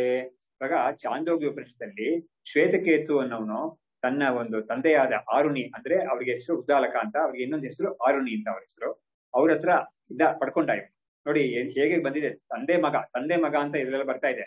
ಹಿಂದೆ ಕೂಡ ನಾವು ನೋಡಿದ್ದು ತೈತ್ರಿಯ ಉಪನಿಷತ್ತಲ್ಲಿ ಭೃಗು ಅನ್ನೋನು ವರುಣ ಅನ್ನೋರ ಪುತ್ರ, ಅವನಿಗೆ ತಂದೆಯಿಂದ ಬಂದಿದ್ದು. ಅದೇ ತರ ಇಲ್ಲಿ ಏನಾಗ್ತಾ ಇದೆ, ಶ್ವೇತಕೇತು ಅನ್ನೋನಿಗೆ ಅವನ ತಂದೆಯಿಂದ ಬಂದಿರೋ ಒಂದು ವಿದ್ಯೆ ಇದು. ಅದನ್ನ ಅವನು ಹೇಗ್ ಪಡ್ಕೊಂಡ ಅವನು, ಆ ವಿದ್ಯೆ ಏನ್ ವಿಷಯ ಅದು ಅನ್ನೋದನ್ನ ನಾನು ಇವಾಗ ಸಂಗ್ರಹವಾಗಿ ಹೇಳ್ತೀನಿ ಇಲ್ಲಿ. ಯಾತಕ್ಕೆ ಅಂದ್ರೆ ಸುಖಬೋಧಯೇ, ಸುಲಭವಾಗಿ ತಿಳ್ಕೊಳಕ್ಕಾಗಿ. ಆ ಉಪನಿಷತ್ತನ್ನ ಹೋಗಿ ಅಲ್ಲಿ ಇದ್ಕೊಂಡು ಅಲ್ಲಿಂದ ಭಾಷೆ ಎಲ್ಲ ಓದ್ಕೊಂಡು ಅದು ತುಂಬಾ ಕಷ್ಟ ಆಗ್ಬೋದು ಕೆಲವರಿಗೆ. ಅವ್ರಿಗೆ ಸುಲಭವಾಗಿ ನಾನು ಏನ್ ಮಾಡ್ತಾ ಇದ್ದೀನಿ, ಸ್ವಲ್ಪ ಈಸಿಯಾಗಿ ನಾನು ಅದನ್ನ ಸುಲಭವಾಗಿ ತಿಳ್ಕೊಳ್ಳೋಕೆ ಅನುಕೂಲ ಆಗ್ಲಿ ಅಂತ ನಾನು ಶ್ಲೋಕ ರೂಪೇಣ ಅದನ್ನೆಲ್ಲ ತಿಳಿಸ್ತಾ ಇದ್ದೀನಿ ಅಂತ. ಹೇಗೆ ಅವರು ಪಂಚದಶಿನ ಅಷ್ಟೊಂದು ದೊಡ್ಡ ವೇದಾಂತ ಶಾಸ್ತ್ರದ ಒಂದು ಅಷ್ಟೊಂದು ವಿಷಯಗಳನ್ನ ಅವ್ರ ಪಂಚದಶಿಯಲ್ಲಿ ತೋರಿಸಿದ್ದಾರೆ 14-15 ಅಧ್ಯಾಯಗಳಲ್ಲಿ. ಅದೇ ತರ ಇಲ್ಲಿ ಕೂಡ ನಾನು ಈ ಚಾಂದೋಗ್ಯ ಉಪನಿಷತ್ತಿನ ಭಾಗವನ್ನ ನಾನು ಇಲ್ಲಿ ತೋರಿಸ್ತೀನಿ ಅಂತ ಸಂಗ್ರಹ ಮಾಡ್ತೀನಿ ಅಂತ ಪ್ರತಿಜ್ಞೆ ಮಾಡ್ತಾ ಇದ್ದಾರೆ. ಸೊ ಚಾಂದೋಗ್ಯೇ ಶ್ವೇತಕೇತು ಯಾಂ ಆರುಣೇಹೇ ಲಬ್ಧವಾನ್ ಇಮಾಂ ಬ್ರಹ್ಮವಿದ್ಯಾಂ, ಅವನಿಗೆ ಯಾವ ಒಂದು ಬ್ರಹ್ಮವಿದ್ಯಾವನ್ನು ತಂದೆಯಿಂದ ಪಡ್ಕೊಂಡೋ ಅದನ್ನ ನಾನು ಇವಾಗ ಸಂಗ್ರಹವಾಗಿ ಈ ಅಧ್ಯಾಯದಲ್ಲಿ ಹೇಳ್ತೀನಿ ಅಂತ ಶುರು ಮಾಡ್ತಾ ಇದ್ದಾರೆ. ವೇದ ನದಿ ಅಲ್ಲಿ ಒಂದು ಕಥೆ ಭಾಗ ಇದೆ. ಅಲ್ಲಿ ಚಾಂದೋಗ್ಯದಲ್ಲಿ ಹೇಗೆ ಕಥೆ ಬರುತ್ತೆ ಅಂತ ಹೇಳಿದ್ರೆ ಅದನ್ನೇ ಮುಂದೆ ಹೇಳ್ತಾರೆ. ನಾನು ಓದ್ಬಿಟ್ಟು ಹೇಳ್ತೀನಿ ಅದನ್ನ. ವೇದಾನದೀತ್ಯ ಗರ್ವೇಣ ಶ್ವೇತಕೇತುರ್ ಪರಾಂಗುಖ ಆಸೀತ್ ಪ್ರತ್ಯಂಗುಖಿ ಕರ್ತುಂ ಗುರುಹು ಆಹ ಅತಿ ವಿಸ್ಮಯಂ ಅಂತ. ಎಷ್ಟು ಚೆನ್ನಾಗಿ ಹೇಳ್ತಾ ಇದ್ದಾರೆ ನೋಡಿ. ಈ ಸ್ವಾರಸ್ಯ ನಮ್ಗೆ ಅಲ್ಲಿ ಉಪನಿಷತ್ತಲ್ಲೂ ಬರೋದಿಲ್ಲ ನಮ್ಗೆ ಆ ಸ್ವಾರಸ್ಯ. ನೋಡಿ, ಒಂದು ಕವಿ ಇದ್ರೆ ಅವನಿಗೆ ಒಂದು ವೈಶಿಷ್ಟ್ಯ ಇದೆ ನೋಡಿ. ಸಾಮಾನ್ಯವಾಗಿ ಒಂದು ಘಟನೆನ ಲೋಕದಲ್ಲಿ ಅವನು ಎಲ್ಲರೂ ಕೂಡ ನೋಡೋ ಘಟನೆನ ಅವನು ನೋಡ್ತಾನೆ ನೋಡಿ. ಇವಾಗ ಏನು ಇಲ್ಲ, ಒಬ್ರು ಒಂದು ಕಡೆ ಜಾರಿ ಬಿದ್ರು ಅಂತ ಇಟ್ಕೊಳ್ಳೋಣ. ಜಾರಿ ಬಿದ್ರು ಅನ್ನೋ ವಿಷಯವನ್ನ ಆ ಕವಿಯಾಗಿರೋ ತುಂಬಾ ಅವ್ನಿಗೆ ಹ್ಯೂಮರಸ್ ಎಲ್ಲ ಆಗಿ ಬರೀಕಾದ್ರೆ ತುಂಬಾ ಚೆನ್ನಾಗಿ ಬರೀತಾನ ಅವನು. ಒಂದು 4 ಪೇಜ್ ಬರೀತಾನ. ಅದರಲ್ಲಿ ಬೇಕಾದಷ್ಟು ಸೇರಿಸ್ಕೊಂಡು ಅದನ್ನ ಓದೋರಿಗೆ ತುಂಬಾ ಇದಾಗುತ್ತೆ. ಆ ಜಾರಿ ಬಿದ್ದ ಒಂದು ವಿಷಯವನ್ನ ಅವನು ನೋಡಿರ್ತಾನೆ, ಎಷ್ಟೋ ಜನ ನೋಡಿರ್ತಾರೆ. ಆದ್ರೆ ಇವನಿಗೆ ಮಾತ್ರ ಏನಿಸುತ್ತೆ, ಓಹೋ ಇದ್ರಲ್ಲಿ ಏನೋ ಇದೆ ಅಂತ ಅವನು ನೋಡ್ತಾನೆ. ಇದೇ ತರನೇ ಈ ಹ್ಯೂಮರ್ ಕೂಡ ಈ ಗಂಗಾವತಿ ಪ್ರಾಣೇಶ್ ಅಂತ ಇದಾರಲ್ಲ, ಅವ್ರು ಹೇಳೋದು ಕೂಡ ಅದೇನೆ ನೋಡಿ. ನಾವ್ ಹೇಳೋದು ಏನು ಹೊಸದಾಗಿ ಏನ್ ಹೇಳ್ತಾ ಇಲ್ಲ. ನಮ್ಮ ಸುತ್ತಮುತ್ತ ಏನ್ ನಡೀತಾ ಇದೆಯೋ ಅದನ್ನ ಕೂಡ ನಾವು ಅದನ್ನೇ ನೋಡ್ತೀವಿ. ಆದ್ರೆ ನಾವು ನೋಡಿದಾಗ ನಮ್ ಕಣ್ಣಿಗೆ ಅದು ಬೇರೆ ತರ ಕಾಣಿಸುತ್ತೆ ಅಷ್ಟೇನೆ ಅಂತ ಅವ್ರು ಹೇಳ್ತಾರೆ. ಸೊ ಹೀಗೆ ಇವರು ಏನ್ ಮಾಡ್ತಾರೆ ಅಂದ್ರೆ, ಉಪನಿಷತ್ತಲ್ಲಿರೋ ವಿಷಯವನ್ನ ಅದರಲ್ಲಿ ಸ್ವಾರಸ್ಯವಾಗಿ ಹೇಳ್ತಾ ಇದ್ದಾರೆ. ಏನ್ ಮಾಡ್ತಾರೆ ಅಲ್ಲಿ ಉಪನಿಷತ್ತಲ್ಲಿ ಹೇಗ್ ಬರುತ್ತೆ ಅಂದ್ರೆ, ಅವನು ಮನೇಲಿ ಹುಡುಗ ಹುಟ್ಟಿದ್ದಾನೆ, ಬೆಳಿತಾ ಇದ್ದಾನೆ. ಆದ್ರೆ ಅವನು ಯಾವ್ದಕ್ಕೂ ಮನೆ ದೊಡ್ಡವ್ರು ಹೇಳಿದ್ ಯಾವ್ದು ಕೇಳ್ತಾನೆ ಇಲ್ಲ. ಹಾಗಾಗಿ ಹಾಗೆ ದೊಡ್ಡವನಾಗಿ ಬೆಳಿತಾ ಇದ್ದಾನೆ. ಆದ್ರೆ ಇದು ಅನಿಷ್ಟ. ಇವಾಗ ನೋಡಿ, ನಮ್ಮ ಮನೇಲಿ ಒಂದು ಮಗು ಸ್ಕೂಲ್ಗೆ ಹೋಗಲ್ಲ ಅಂತ ಬಿಟ್ರೆ ಎಷ್ಟು ಕಷ್ಟ ಅಲ್ವಾ ಅದು. ಹಾಗಾಗಿ ಏನ್ ಮಾಡ್ತಾರೆ, ತುಂಬಾ ಪ್ರಯತ್ನ ಮಾಡ್ತಾರೆ. 12th ಮಾಡಿ ಹೇಗಾದ್ರೂ ಮಾಡ್ಬೇಕು, ಇಲ್ಲಿವರೆ ಇವ್ನಿಗೆ ಏನೋ ಡಿಫಿಕಲ್ಟಿ ಇದೆ ಅಂತ ಹೇಳ್ಬಿಟ್ಟು ಇವನ್ನ ಬೇರೆ ಯಾವ್ದಾದ್ರು ಒಂದು ಸ್ಕೂಲ್ಗೆ ಸೇರಿಸ್ತಾರೆ, ಅಥವಾ ಏನೇನೋ ಮಾಡ್ತಾರೆ, ಅದಕ್ಕೆ ಉಪಾಯ ಮಾಡ್ತಾರೆ. ಹಾಸ್ಟೆಲ್ ಬಿಡ್ತೀನಿ ಅಂತ ಹೇಳ್ತಾರೆ. ಆದ್ರೆ ಬಿಟ್ಟು ಇದ್ದಾರೆ ಎಷ್ಟೋ ಜನ, ಅದೆಲ್ಲ ಆಗಿದೆ. ಹಾಗಾಗಿ ಇವನ್ನ ತಂದೆ ಏನ್ ಹೇಳ್ತಾನೆ, ನೋಡು ನಮ್ಮ ಮನೆತನಗಳಲ್ಲಿ ಈ ತರ ಒಬ್ಬ ಹುಡುಗ ದೊಡ್ಡವನಾಗ ಬೆಳ್ಕೊಂಡು ಏನೋ ವಿದ್ಯೆ ಕಲಿದೆ ಸರಿಯಾಗಿಲ್ಲ, ಇದು ನೀನು ಗುರುಕುಲಕ್ಕೆ ಹೋಗು ಅಂತ ಅಟ್ತಾರೆ ನೋಡಿ. ಇವ್ರ ಗುರುಕುಲ ಅಲ್ಲ ಅದು, ಆದ್ರೆ ಇವನ್ನ ಬೇರೆ ಕಡೆ ಗುರುಕುಲಕ್ಕೆ ಅಟ್ತಾರೆ. ಅಟ್ಟಿ ಏನ್ ಮಾಡ್ತಾನೆ, ಅವನು 12 ವರ್ಷ ಅಲ್ಲಿ ಇದ್ಬಿಟ್ಟು ವಾಪಸ್ ಬರ್ತಾನೆ. ಬಂದವನು ಏನ್ ಮಾಡ್ತಾನೆ, ತಂದೆ ನೋಡ್ತಾನೆ ಅವನ್ನ. ಬಂದಾಗ ಆ ಹುಡುಗನ ಒಂದು ನಡವಳಿಕೆ ಅದೆಲ್ಲ ಸರಿಯಾಗಿಲ್ಲ. ಇವನಿಗೆ ತಂದೆಗೆ ಅದು ಸಮಾಧಾನ ಆಗ್ಲಿಲ್ಲ. ಯಾಕಂದ್ರೆ ವಿನಯ ಇರ್ಬೇಕು, ಅದೆಲ್ಲ ಇಲ್ಲ ಇವನಿಗೆ. ಇವನು ಒಂದು ಇದು ಬೇಕಾಬಿಟ್ಟಿಯಾಗಿದ್ದಾನೆ, ಇವನು ದೊಡ್ಡವ್ರ ಮುಂದೆ ಇದು ಮರ್ಯಾದೆ ತೋರಿಸ್ತಾ ಇಲ್ಲ ಸರಿಯಾಗಿ ಅಂತ ಹೇಳ್ಬಿಟ್ಟು ಇವ್ರು ಏನ್ ಮಾಡ್ತಾರೆ, ಅವನ್ನ ಹೇಗಾದ್ರೂ ಮಾಡಿ ಅವನಿಗೆ ಸರಿ ವಿದ್ಯೆ ಕಲ್ತಿದ್ದಾನೆ, ಏನೋ 12 ವರ್ಷ ಹೋಗಿದ್ದಾನೆ, ಅವನ್ನ ನಾವು ದಾರಿಗೆ ತರಬೇಕು ಹೇಗಾದ್ರು ಅಂತ ಹೇಳ್ಬಿಟ್ಟು ಇವ್ರು ಏನ್ ಮಾಡ್ತಾರೆ, ಅವನಿಗೆ ವಿದ್ಯೆ ಕಲ್ತ್ಕೊಂಡ್ ಬಂದಿದ್ದಾನೆ, ಆ ವಿದ್ಯೆ ಸಂಬಂಧವಾಗಿ ಇವರೊಂದು ಪ್ರಶ್ನೆ ಮಾಡ್ತಾರೆ ಅವನ ಹತ್ರ. ಈ ವಿಷಯ ನೀನ್ ಕೇಳಿದ್ಯಾ, ಗೊತ್ತಾಗಿದ್ಯಾ, ನೀನು ತಿಳ್ಕೊಂಡಿದ್ಯಾ ನೀನು ಗುರುಕುಲದಲ್ಲಿ ಅಂತ ಕೇಳ್ತಾರೆ. ಅವನ್ಗೇನಾಗುತ್ತೆ, ಈ ವಿಷಯ ಅವ್ರು ಹೇಳಿದ ತಕ್ಷಣ ಅದು ಅವನು ಕಲ್ತಿಲ್ಲ. ಹಾಗಾಗಿ ಅವ್ನ್ ಏನ್ ಮಾಡ್ತಾನೆ, ಅವ್ನಿಗೆ ತುಂಬಾ ಒಂದು ಇಂಟೆಲೆಕ್ಚುಲಿ ಒಂದು ಏಜ್ ಬೆಳುತ್ತೆ ಅವನಿಗೆ. ಯಾಕಂದ್ರೆ ಅವ್ನಿಗೆ ಗರ್ವ ಇತ್ತು ಅವನಿಗೆ, ನಾನು ತುಂಬಾ ವಿಷಯ ತಿಳ್ಕೊಂಡ್ ಬಂದಿದ್ದೀನಿ ಅಂತ ಗರ್ವ ಇರುತ್ತೆ. ಆದ್ರೆ ಇವರು ಯಾವಾಗ ಇವನಿಗೆ ಪ್ರಶ್ನೆ ಮಾಡಿ ಉತ್ತರ ಕೊಡಕ್ ಆಗದೇ ಇರೋ ಒಂದು ಪ್ರಶ್ನೆ ಕೇಳಿದ್ರು, ಅವಾಗ ಅವನಿಗೆ ಇಂಟೆಲೆಕ್ಟ್ ಗೆ ಒಂದು ದೊಡ್ಡ ಪೆಟ್ಟು ಬಿತ್ತು ಅವನಿಗೆ. ಅವಾಗ ಅವ್ನ ಏನ್ ಮಾಡ್ತಾನೆ, ಅವನು ಬಗ್ಗಿ ತಂದೆ ಹತ್ರ ಅವನಿಗೆ ಕೇಳ್ತಾನೆ, ನನ್ಗೆ ನೀವೇ ಹೇಳ್ಕೊಡಿದ್ದೀನಿ ಅಂತ ಕೇಳ್ತಾನೆ. ಆಮೇಲೆ ಅವರು ಬಿಚ್ಕೊಡ್ತಾರೆ ಅದನ್ನ. ಆ ತರ ಬರುತ್ತೆ ಈ ಕತೆ, ಅಷ್ಟು ಸ್ವಾರಸ್ಯವಾಗಿರುತ್ತೆ. ಸೊ ಹಾಗಾಗಿ ವೇದಾನ್ ಅದೀತ್ಯ ಗರ್ಭೇಣ ಶ್ವೇತಕೇತು ಪರಾಮುಖ, ಅವನಿಗೆ ಬಹಿರ್ಮುಖನಾಗಿದ್ದಾನೆ ಅವನು, ಪರಾಮುಖನಾಗಿದ್ದಾನೆ ಅವನು. ಆದ್ರೆ ಅವನಿಗೆ ಅಂತರ್ಮುಖವಾಗಿ ಮಾಡಕ್ಕಾಗಿ ಇವ್ರು ಏನ್ ಮಾಡ್ತಾ ಇದಾರೆ, ಒಂದು ಪ್ರಶ್ನೆ ಕೊಡ್ತಾರೆ ಅವನಿಗೆ. ಅವಾಗ ಏನ್ ಮಾಡ್ತಾನೆ ಅವನು, ಪ್ರಶ್ನೆ ಕೇಳಿದಾಗ ಥಿಂಕ್ ಮಾಡ್ತಾನೆ ಅಲ್ವಾ, ಯೋಚನೆ ಮಾಡ್ತಾನೆ, ಅದ್ರ ಬಗ್ಗೆ ಒಂದು ಸೊಲ್ಯೂಷನ್ ಹುಡುಕ್ತಾನೆ ಅವನು. ಹುಡುಕ್ದಾಗ ಏನಾಗುತ್ತೆ, ಅವನಿಗೆ ಈ ಬಹಿರ್ಮುಖತೆ ಕಡಿಮೆ ಆಗುತ್ತೆ, ಹೋಗುತ್ತೆ ಅದು. ಹೋಗಿ ಅವನು ವಿಚಾರ ಮಾಡಕ್ಕೆ ಅವ್ನು ಶುರು ಮಾಡ್ತಾನೆ. ಇದೇ ಅವ್ರಿಗೆ ಬೇಕಾಗಿದ್ದು. ಹಾಗಾಗಿ ಅವರು ಪ್ರಶ್ನೆ ಕೇಳ್ತಾರೆ. ಅದೇನ್ ಪ್ರಶ್ನೆ ಅನ್ನೋದನ್ನ ಇವರು ಶ್ಲೋಕದಲ್ಲಿ ಹೇಳ್ತಾ ಇದಾರೆ, ಪ್ರತ್ಯಂಗುಖಿ ಕರ್ತುಂ ಗುರುಹು ಆಹ ಅತಿ ವಿಸ್ಮಯಂ ಅಂತ. ಈ ಪ್ರಶ್ನೆ ಅವನಿಗೆ ಕೇಳಿ ಅವನ ಆ ಪ್ರಶ್ನೆ ಬಗ್ಗೆ ಅವ್ನು ಥಿಂಕ್ ಮಾಡ್ಬೇಕು. ಇದು ಯಾವ ತರ ಇದೆ ಅಂದ್ರೆ, ಒಂದ್ ಸ್ವಲ್ಪ ಇದು we can easily related to that. ಈ ಝೆನ್ ಅಂತ ಒಂದಿದೆಯಲ್ಲ, ಅದ್ರ ಬಗ್ಗೆ ತುಂಬಾ ಜನ ಓದಿರ್ತಾರೆ, ತುಂಬಾ ಸ್ವಾರಸ್ಯವಾಗಿರುತ್ತೆ ಅದು ಓದಕ್ಕೆ. ಆ ಝೆನ್ ನಲ್ಲಿ ಬುದ್ಧಿಸಂ ಸಂಬಂಧಪಟ್ಟಿದ್ದು ಒಂದು ಇದು. ಅದರಲ್ಲಿ ಪ್ರಶ್ನೆಗಳು ಇದೇ ತರನೇ, ಗುರು ಪ್ರಶ್ನೆ ಕೇಳ್ತಾರೆ ಶಿಷ್ಯನಿಗೆ. ಆ ಪ್ರಶ್ನೆ ಕೇಳ್ಬಿಟ್ಟು ಆ ಪ್ರಶ್ನೆನ ಅವನು ಎಷ್ಟೋ ವರ್ಷಗಳು ಕೆಲವು ಸತಿ ಆ ಪ್ರಶ್ನೆಗೆ ಅವನು ಉತ್ತರ ಕಂಡುಹಿಡಿತಾ ಇರ್ಬೇಕು. ಅವನಿಗೆ ಯಾವಾಗ ಪ್ರಶ್ನೆಗೆ ಉತ್ತರ ಸಿಕ್ತೋ ಅವಾಗ ಅವನಿಗೆ ಈ ತತ್ವ ತಿಳಿಯಿತು ಅಂತ ಆಗುತ್ತೆ. ಸೊ ಈ ತರ ಒಗಟು ತರ ಇರುತ್ತೆ, ಅದು ತುಂಬಾ ಗಟ್ಟಿಯಾಗಿರುತ್ತೆ, ತುಂಬಾ ಬಿಗಿಯಾಗಿ ಜಟಿಲವಾಗಿರೋ ಒಗಟಾಗಿರುತ್ತೆ ಅದು. ಅದನ್ನ ಅವನು ಪರಿಹಾರ ಮಾಡ್ಬೇಕು, ಅದನ್ನ ಅವನು ಬಿಡಿಸ್ಬೇಕು ಅದನ್ನ. ಹಾಗಾಗಿ ಅಂತ ಪ್ರಶ್ನೆ ಕೇಳ್ತಾರೆ. ಅದು ಅವನ ತಲೆ ಕಾಡ್ತಾ ಇರುತ್ತೆ. ಅದು ಅವನು ಕೂತ್ಕೊಳ್ಳುವಾಗ, ಏಳುವಾಗ, ಅವನು ಮಲ್ಕೊಂಡಾಗ ಯಾವಾಗ್ಲೂ ಕೂಡ ಅವ್ನಿಗೆ ಆ ಪ್ರಶ್ನೆ ತಲೆ ಕಾಡ್ತಾ ಇರುತ್ತೆ. ಮಾಡುತ್ತೆ ಅದು. ಹಾಗೆ ಮಾಡಿ ಅವನ್ನ ದಾರಿಗೆ ತರುತ್ತೆ ಅದು, ಆ ಬುದ್ಧಿಯನ್ನ ದಾರಿಗೆ ತರುತ್ತೆ ಅದು. ಆತರ ಝೆನ್ ಅನ್ನೋದು ಮಾಡುತ್ತೆ ಅದು. ಆತರ ಇಲ್ಲೂ ಕೂಡ ಇವರು ಪ್ರಶ್ನೆಯನ್ನು ಕೇಳ್ತಾರೆ. ಏನ್ ಪ್ರಶ್ನೆ ಕೇಳ್ತಾರೆ, ಇವ್ರು ಹೇಳ್ತಾ ಇದಾರೆ, ಆ ಪ್ರಶ್ನೆ ಹೇಳಕ್ ಮುಂಚೆ ಅತಿ ವಿಸ್ಮಯಂ, ತುಂಬಾ ಆಶ್ಚರ್ಯಕರವಾದ ಒಂದು ಪ್ರಶ್ನೆಯನ್ನ, ಲೋಕದಲ್ಲಿ ನಾವು ಎಲ್ಲೂ ನೋಡಲ್ಲ ಅಂತ ಒಂದು ಪ್ರಶ್ನೆಯನ್ನ ಅದನ್ನ ಕೇಳ್ತಾರೆ ಅಂತ. ಈ ಏನ್ ಪ್ರಶ್ನೆ ಕೇಳ್ತಾರೆ ಅನ್ನೋದನ್ನ ನಾವು ಮುಂದಿನ ಕ್ಲಾಸ್ ಅಲ್ಲಿ ನೋಡೋಣ. ಅದನ್ನ ಇಲ್ಲಿ ನಿಲ್ಲಿಸೋಣ ಅದನ್ನ. ನಮಃ ಶ್ರೀ ಶಂಕರಾನಂದ ಗುರುಪಾದಾಂಬುಜನ್ಮನೆ ಸವಿಲಾಸ ಮಹಾಮೋಹ ಗ್ರಾಹ ಗ್ರಾಸೈಕ ಕರ್ಮಣೆ ತತ್ಪಾದಾಂಬುರುಹದ್ವಂದ್ವ ಸೇವಾ ನಿರ್ಮಲ ಚೇತಸಾಂ ಸುಖಬೋಧಾಯ ತತ್ವಸ್ಯ ವಿವೇಕೋಯಂ ವಿಧೀಯತೆ. ಶಾಸ್ತ್ರಂ ಶಾರೀರಮೀಮಾಂಸಾ ದೇವಸ್ತು ಪರಮೇಶ್ವರಃ ಆಚಾರ್ಯ ಶಂಕರಾಚಾರ್ಯ ಸಂತು ಮೇ ಜನ್ಮ ಜನ್ಮನಿ ವಿದ್ಯಾವಿನಯ ಸಂಪನ್ನಂ ವೇತರಾಗಂ ವಿವೇಕಿನಂ ವಂದೇ ವೇದಾಂತ ತತ್ವಜ್ಞಂ ವಿದುಷೇಖರ ಭಾರತೀಂ. ಓಂ ತತ್ಸತ್.